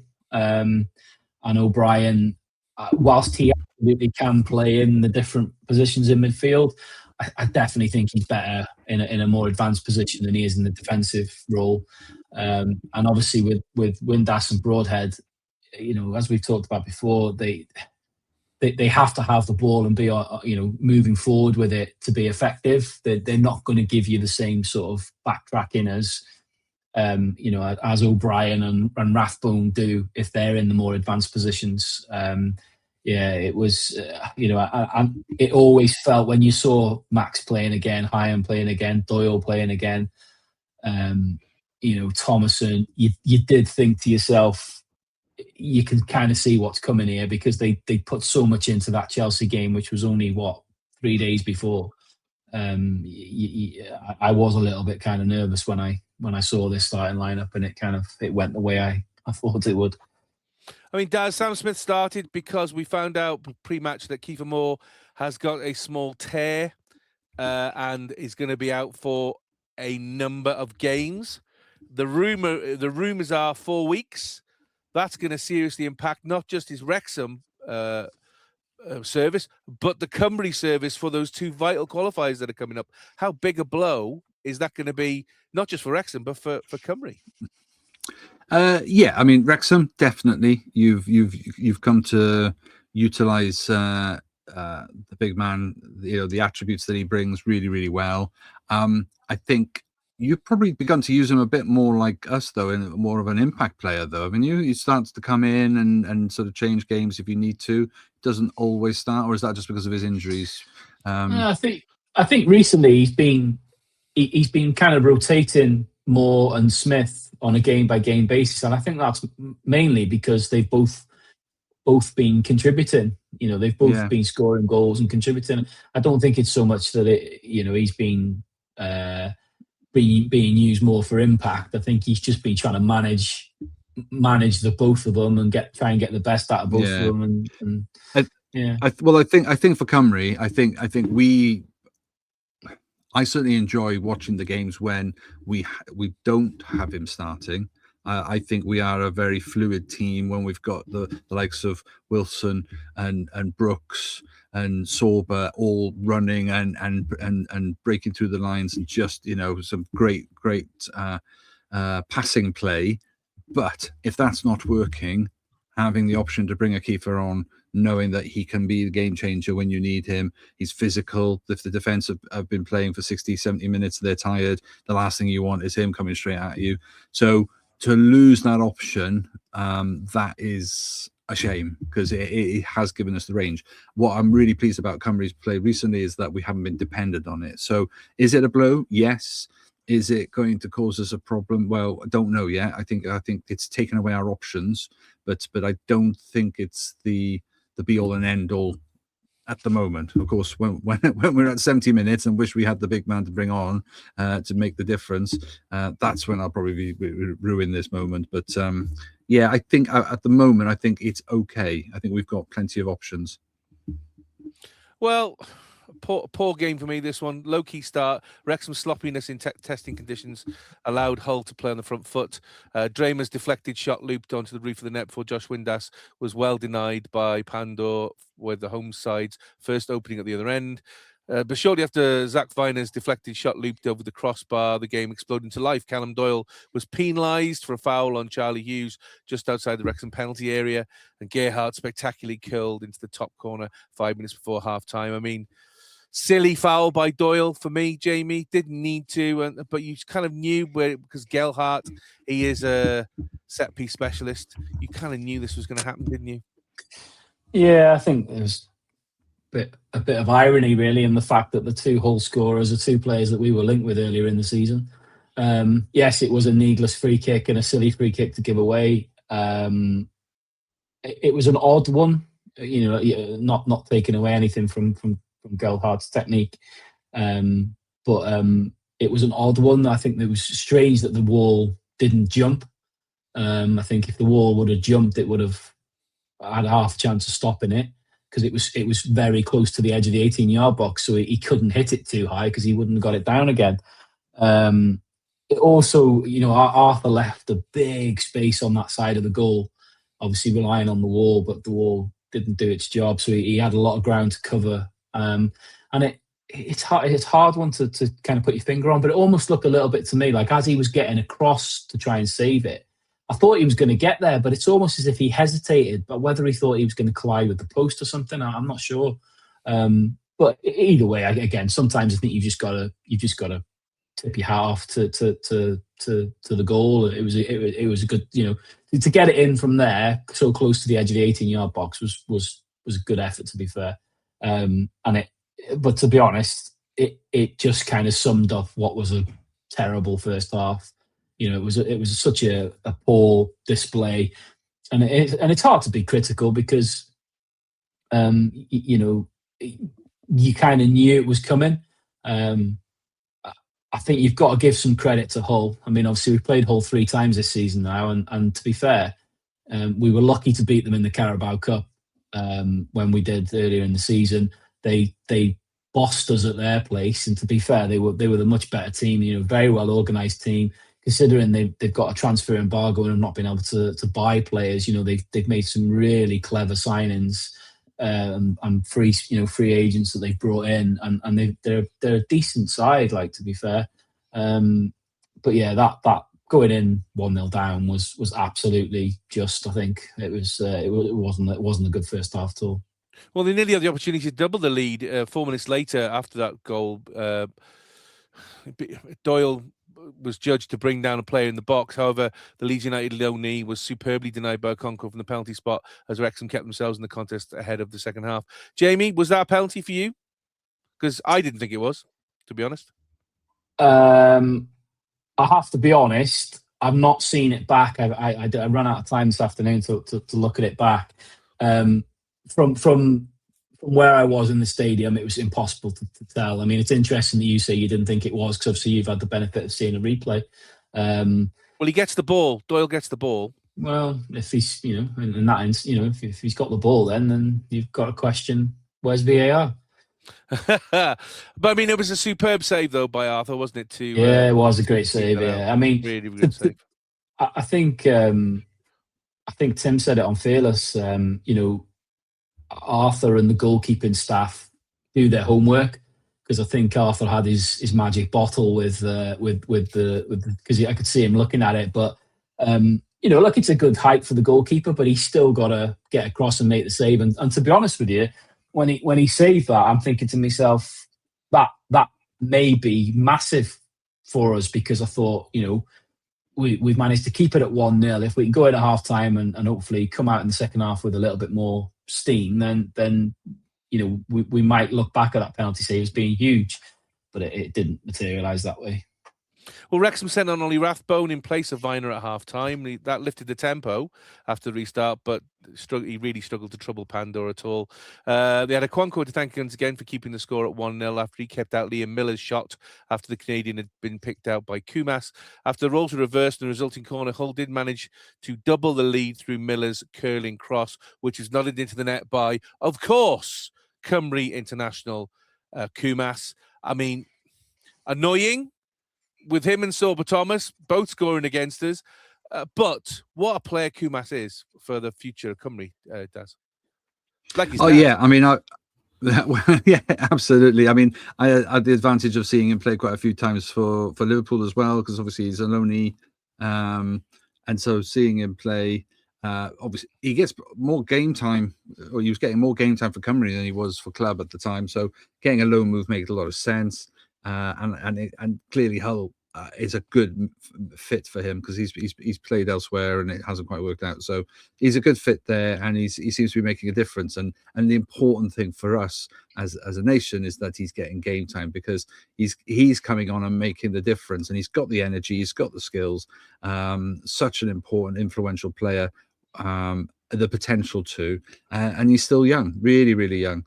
And I think he'll probably, touch wood, I'm hoping that he'll have an even more stellar career than his dad, because I think he has the ability to really impact games starting at a young age, and playing already at the highest level. Well, Wrexham were pretty non-existent for the majority of the game, actually trying to get a goal, and they threw everything at Hull late on. Substitute Scabore's cross was turned into the net by Broyden in the 76th minute to give Wrexham a bit of hope. They carved out a fine opportunity to equalise late on, as Cadamarteri crossed to fellow substitute Jay Rodriguez, although the striker could only head it wide.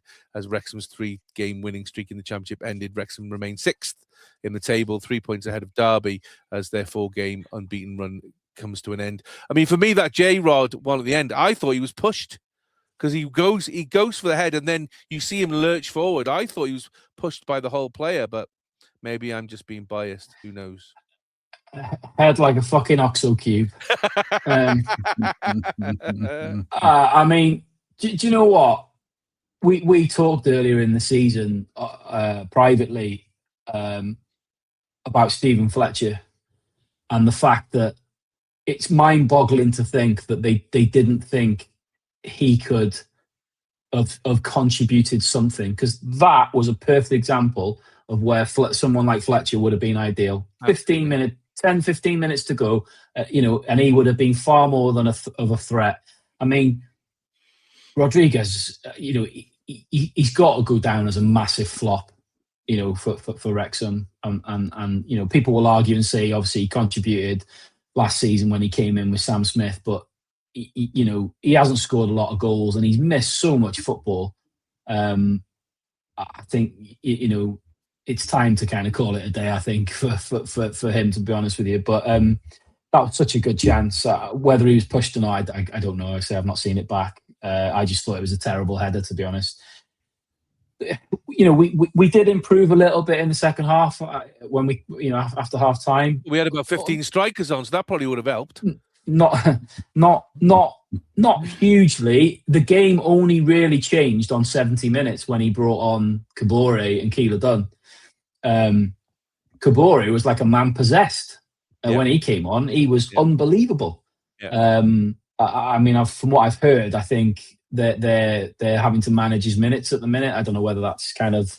I mean, imagine how frustrated he would have been on Saturday not being able to play against Chelsea. I imagine that would have really irked him, to be honest. Yeah, for sure. But I think as well. I think it was important that he put that sort of 15-minute, 20-minute performance in against Hull to kind of get us excited again as a fan base. Because I think when he first played, he was great, and we were all loving what he was doing. But if we're being brutally honest, he's not been that great generally for us. Obviously, he's missed a big chunk through injury as well. So this was actually really nice to sort of to remind us kind of what he is capable of. But yeah, he was like a man possessed when he came on and really lifted the tempo. That being said, we did lack a threat in the final third. I know we got that goal back, but it was a bit of a miracle that we scored one, to be honest with you. I think we could have been there for the rest of the night, and I don't think we would have scored another one. But like I say, I think trying to pick some positives out of it, Kabore definitely made a huge difference when he came on.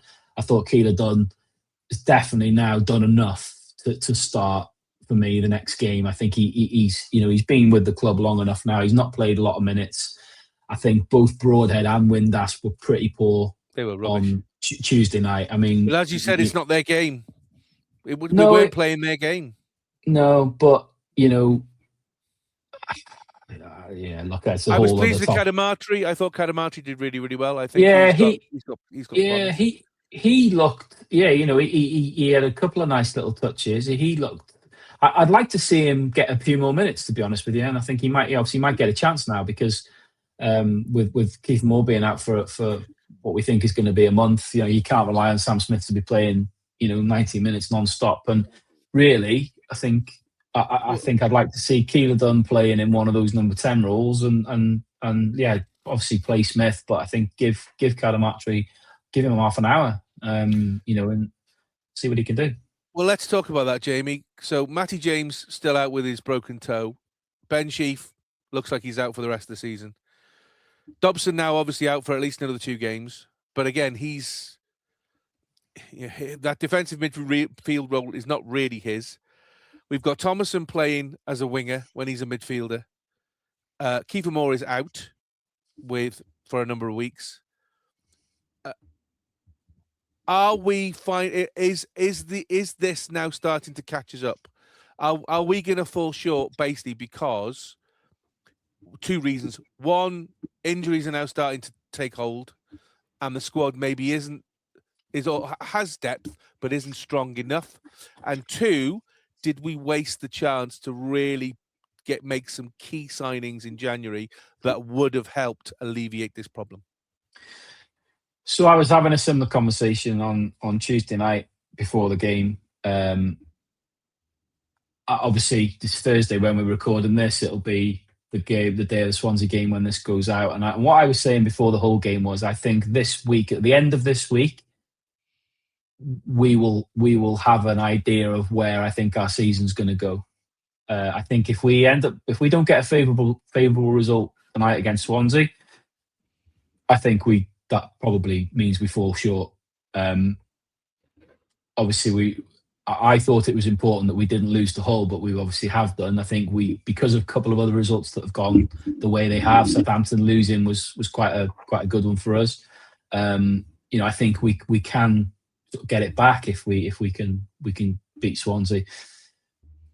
Look, whatever happens from this point on, it's still been an amazing season, but it's going to be tough. I think it's going to be tough to stay in the playoffs, and then if we do manage to get into the playoffs, to actually get through playoffs, because the injuries that we've got at the minute are proper stacking up now. And key positions, and like you say, yes, I think there's some truth in what you're saying. I think we may look back. It's hard to say until we're at the end of the season and we can actually talk about what did happen. My gut feeling is, one way or another, I think we will fall a bit short. I don't know whether I wouldn't rule us out getting a playoff spot, but I think if we did get a playoff spot, I think we might fall a bit short. So I think we might look back at this season and be talking about, obviously, a number of games where we've dropped points needlessly. There's been several of those this season where we've dropped 2 points where we should have won games. But I think we might look back at that January transfer window and maybe rue the fact we didn't bring in at least one left wing back. Hindsight's a wonderful thing, isn't it? It's easy to say it now, but you look at the situation that we're in now, and we really need Thomason, in all honesty, to be playing in his natural position, which is in that defensive midfield role. But what are your options? He is probably the best option that we've got available. And this falls down to the fact that Kakachi is just not managed to keep his fitness, which has been a huge blow, because a lot was pegged on him and Kabore at the beginning of the season. And Kabore, yes, has put in some performances, but not maybe at the level we were expecting. And Kakachi, unfortunately, because of the fact is that he can't stay fit, has been a big disappointment. Yeah, massively. I think when on the odd occasion we've seen Kakachi, he's levels above anything else we've got on that left wing back role. But you can be. It's like having a Rolls Royce with a petrol tank the size of a thimble, isn't it? It goes great when it goes, but it doesn't go for very long. That's the thing, he can have the ability of Roberto Carlos, but if he's got if he can't stay fit, it's neither in or there. Be interesting to see kind of what happens. I mean, I'd love to understand a bit more what they think the reasons behind it is, because we kept hearing that he wasn't injury prone when he was in Italy. I know you've had a little bit of a change with the climate and the pace of the league, but Christ, you can't think either of those are going to be enough to pretty much break a player, because that's what's happened. They can't seem to work out what the problem is. That's from everything we're hearing out the club. They can't work out what the problem is exactly and why he keeps breaking down and what actually are the issues. And I think that's a bigger problem. If you can't identify what the problems actually are, how in hell do you fix them? I think the issue is if you do an X-ray on his hamstrings, you'll see that it's a packet of McVitie's crackers, and that's the problem. Other crackers are available. It's not really. Not really. No. It's hard. It's hard to answer at this stage because obviously we've still got all to play for. But I understand where you're going. We're starting to see a few little signs that we might be just. When I say running out of steam, I don't mean necessarily just from what's going on the pitch. I think collectively there's so many factors that are just leading us to think that we might just fall a little bit short, whether it's because of a lack of bodies in certain positions, whether it's just the number of games, and what's being put into the games. Who knows? But until we get to the end of the season and we see how it all played out, it's a difficult one to answer. But I understand where your thought process is. I mean, Daz, was this expected, really, for a team that has just come back into the Championship?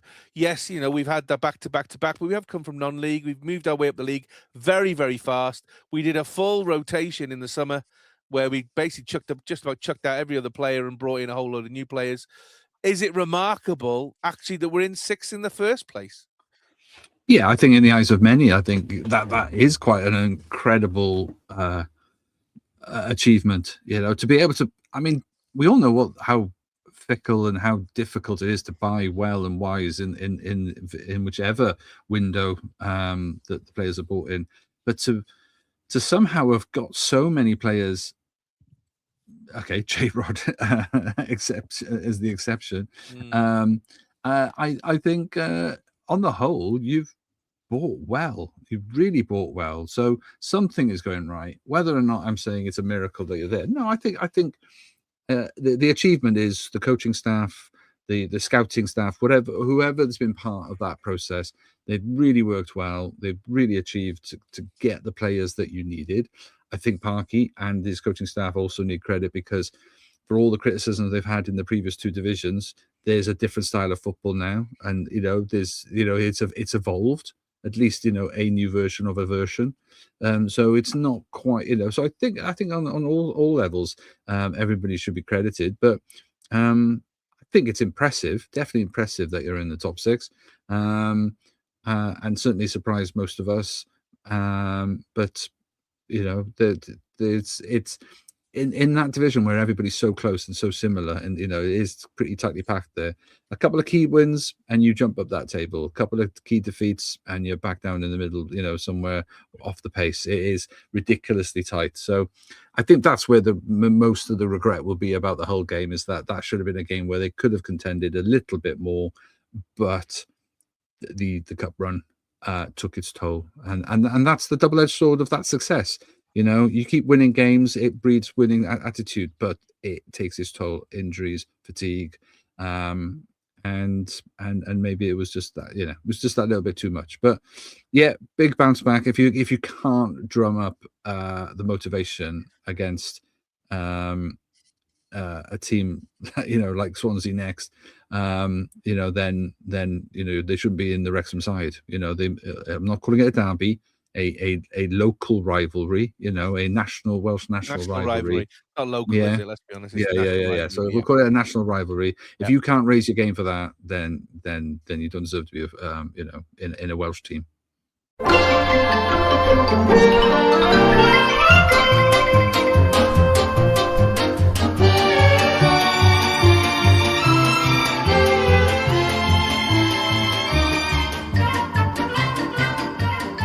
So after a crappy week, if you're a Wrexham fan, it's time to cheer up with some chips and have fun with some fries. Yes, it's time for the chip shop. Daz is ready to dish. Jamie is smiling to serve, or is it just wind? We're never quite sure, to be honest. I would stay downwind of him if I were you, just in case. Let's look at the last week's predictions. It was fairly even, to be honest. We all thought that Chelsea would win, and Chelsea did indeed win, but nobody managed to get a bullseye. Then we all thought that Cymru Women would win, and they did, but they did much better than we anticipated they were going to do. So no bullseyes there. And then Wrexham Women versus Cardiff City Women. We all thought Wrexham would win. Nope. Cardiff won, so nobody got any points for that. And then Wrexham versus Hull City. Daz and I went for the draw. Jamie went for a Wrexham win, and of course Hull won, so we got no points on that. So Jamie's still top with 50 points. Daz still second with 41 points, and then me third with 2 points behind, 39 points. But it's still all to play for. Did I mention that? We've been pretty shit the last few weeks, haven't we? Rubbish. When you look at the table, absolute crap the last few weeks. We couldn't predict the bus timetable, I tell you what. Anyway, first into the Friday tonight, it's Swansea City. So Friday, 13th of March, Friday the 13th. Stoke Kairas, 8 p.m. GMT. We welcome the Swansea City, to the Stoke Kairas.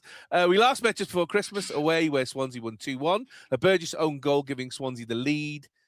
Giving Wrexham the lead before a poor second-half display gave Swansea the breakthrough. Leading goal scored of Potnik, scored on the 70th minute, and an absolute howler by Okonkwo, gifting a goal for Ida to score in the 90th minute. Since then, Swansea have gone on a bit of a run. They're currently 11th in the table, 15 wins, 7 draws, 15 losses, goal difference of 0, 52 points, 5 points behind Wrexham in 6th, with Wrexham having a game in hand.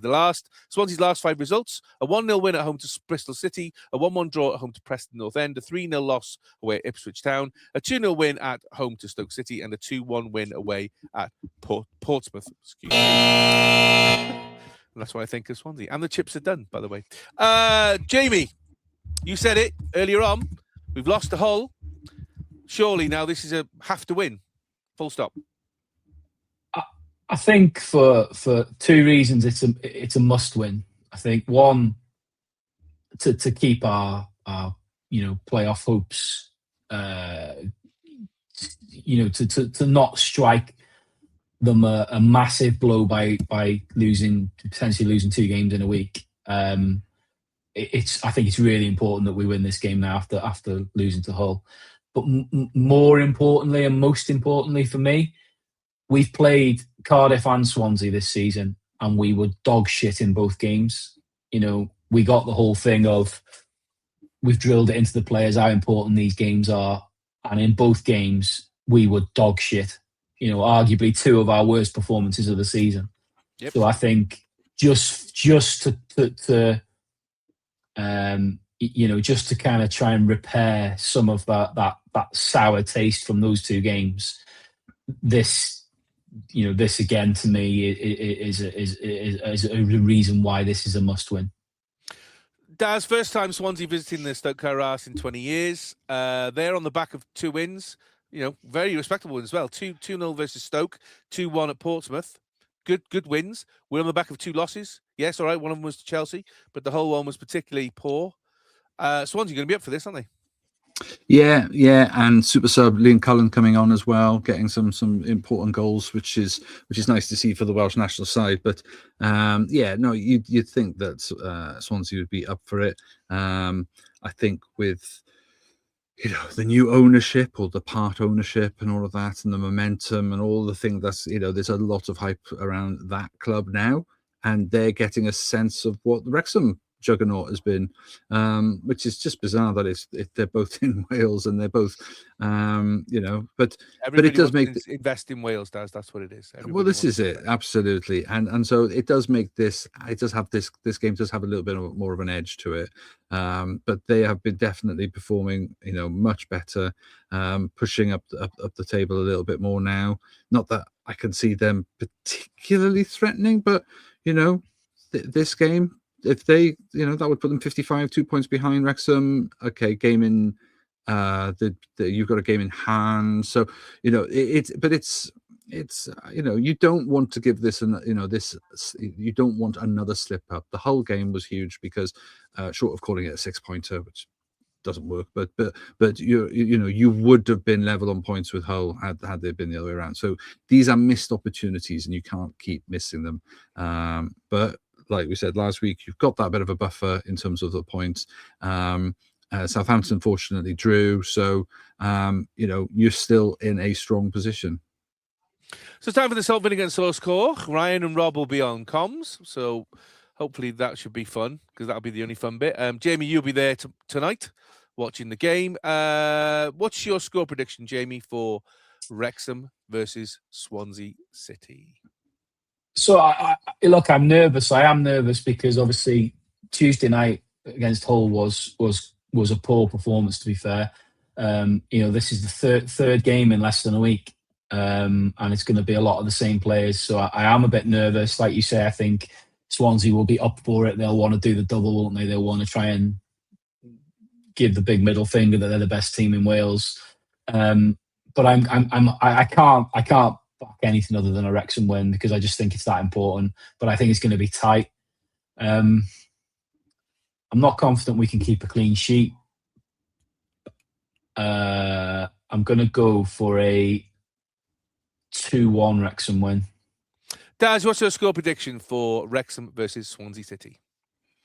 That's what I've written. It's really annoying. So, in the spirit of trying to narrow the gap, I also think you'll win, and it will be narrow. So the only other result I can see that working there will be a 1-0 win to Wrexham. So it's probably not what I actually think, but it's the next winnable result for the league, I think. So I'm going to go for that. And I'm predicting Wrexham 1, Swansea City 2. I think we're in trouble. I really do. I think the player shortage, I think the players playing out of position, I think the fact that we've got no defensive midfielders, I think the players are going to be very, very tired. It doesn't matter, you can try and get up for a game, but if you haven't got fuel in the tank, you might start really well, but you're going to fade quite quickly. And Tuesday night was that for me. We never looked like we were going to win that game, unfortunately, even though it was a very, very important game. And this one is just as important. I think Vopotnik's going to be a pain in the arse, because he is, and he's a fantastic goal scorer. And I just think they're going to do it. So I'm afraid I think Wrexham are going to lose. And I think that will define it. That will define the rest of the season. I think that'll be it from then. I think we'll struggle then to keep it at that high level. Boo you. I know. And just for the record, my other score that I had to this was I was either going to go 2-1 or I was going to go 3-2 Wrexham. So I gone the other way rather than 1-0. I was going to either go 3-2 or 2-1, but I'm going to go with 2-1. Yep. Okay. So let's wrap those chips up to keep them warm. And next is the Friday tonight. It's TNS Women. So Sunday, 15th March at the Rock, 2 p.m. GMT. TNS Women in the Gennaro Adrian Premier meet Wrexham Women. TNS managed to finish in the top 4 of Phase 1, but haven't had a great time at all in Phase 2, losing 5-1 away at Cardiff City and 5-2 away at Swansea City. They're currently 4th with 23 points, 15 points off top spot, with 4 games to go, so that means they cannot win the league, even if they wanted to.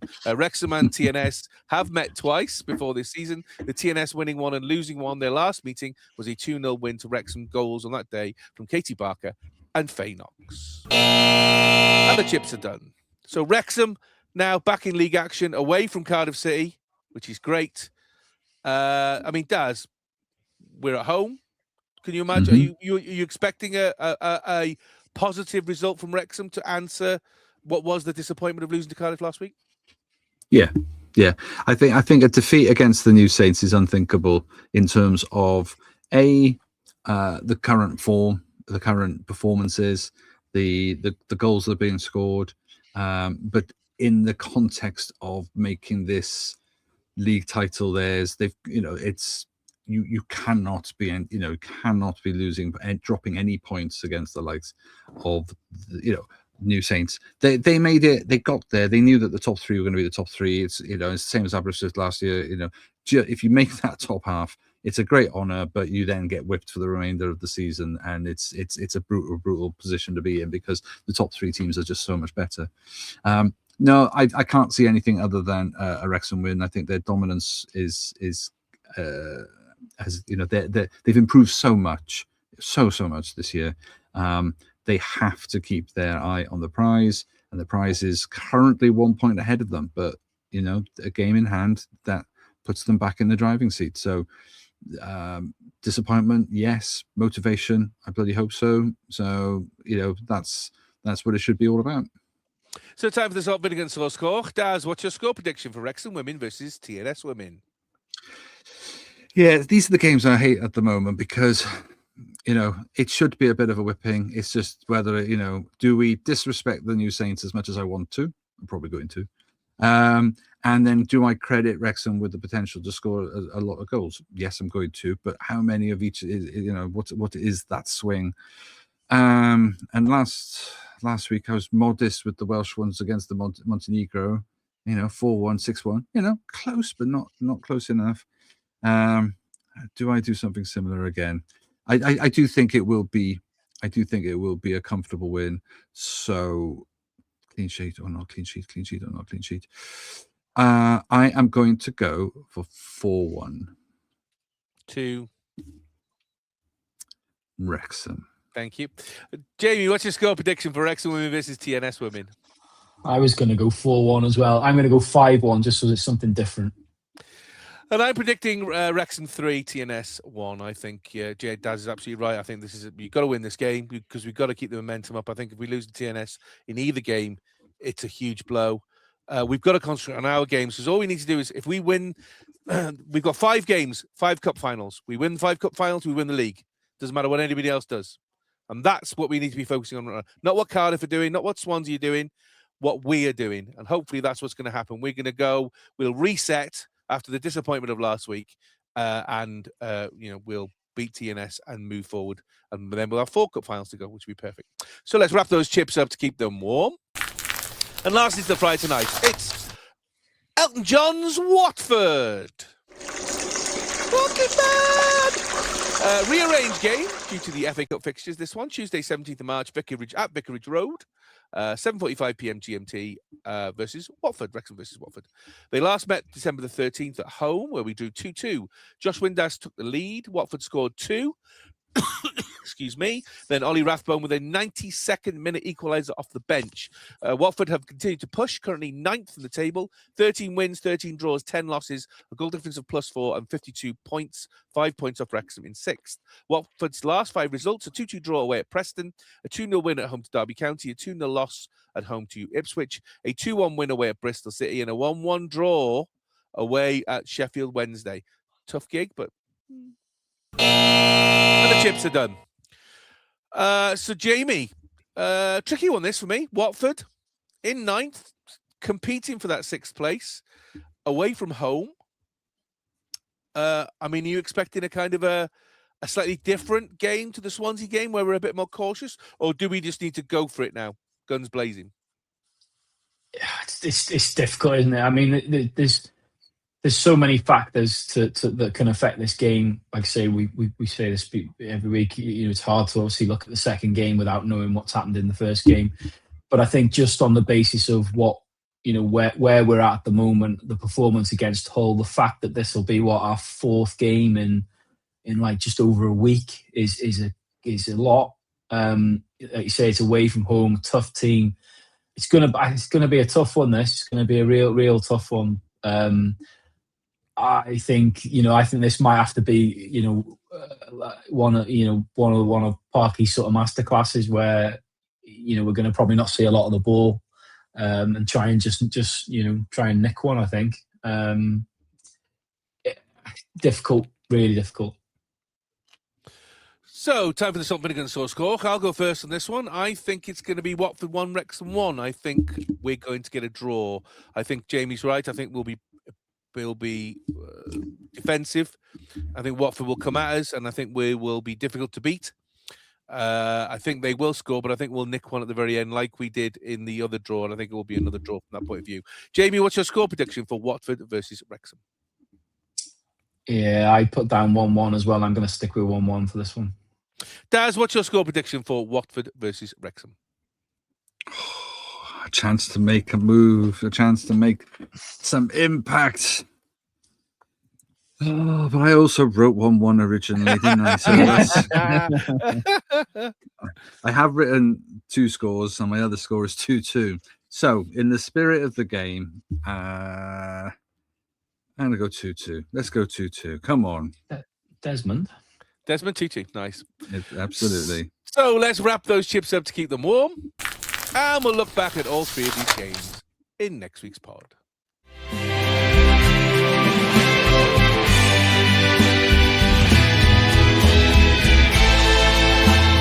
So there we go. A really long one this week, although, I will be editing it. So there's lots of things we have done that we won't see. So, yeah, maybe you'll have that on the extra edition.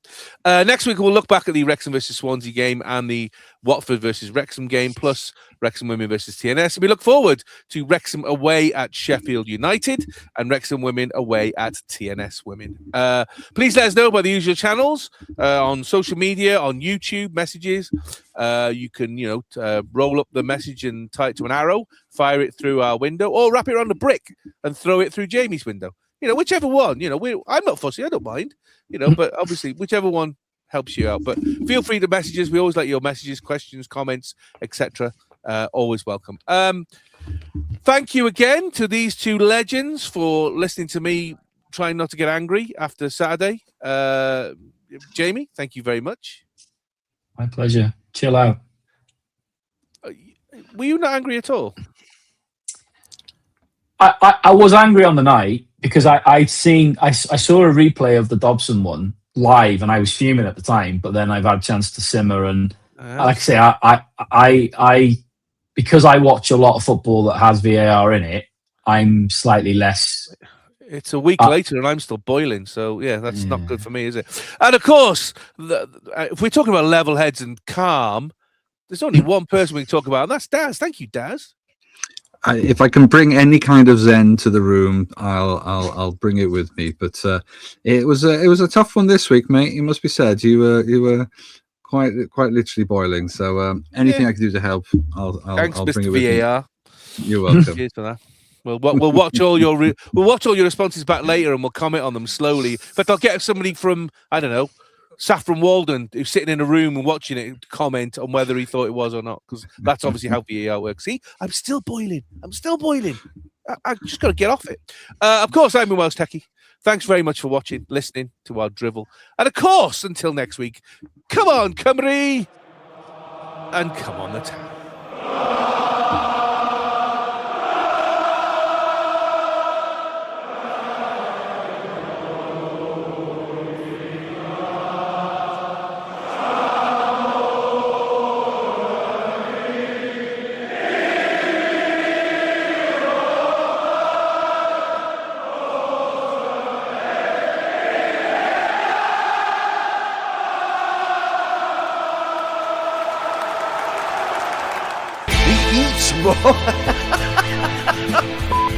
Clinton, 4-0. Thomas, after like a goal. That's number 5. Plays it through to Bellamy. Craig Bellamy has 2-1 Wales. Craig Bellamy. Tony Hughes for Wrexham into the lead. And that's it! Wrexham are champions! Wrexham are champions! Wrexham are the FA Trophy winners 2013! Alex Cross, great ball! Equaliser! Elliot Lee! Back promotions. Oh, can you believe it? The Eat More Chips Podcast!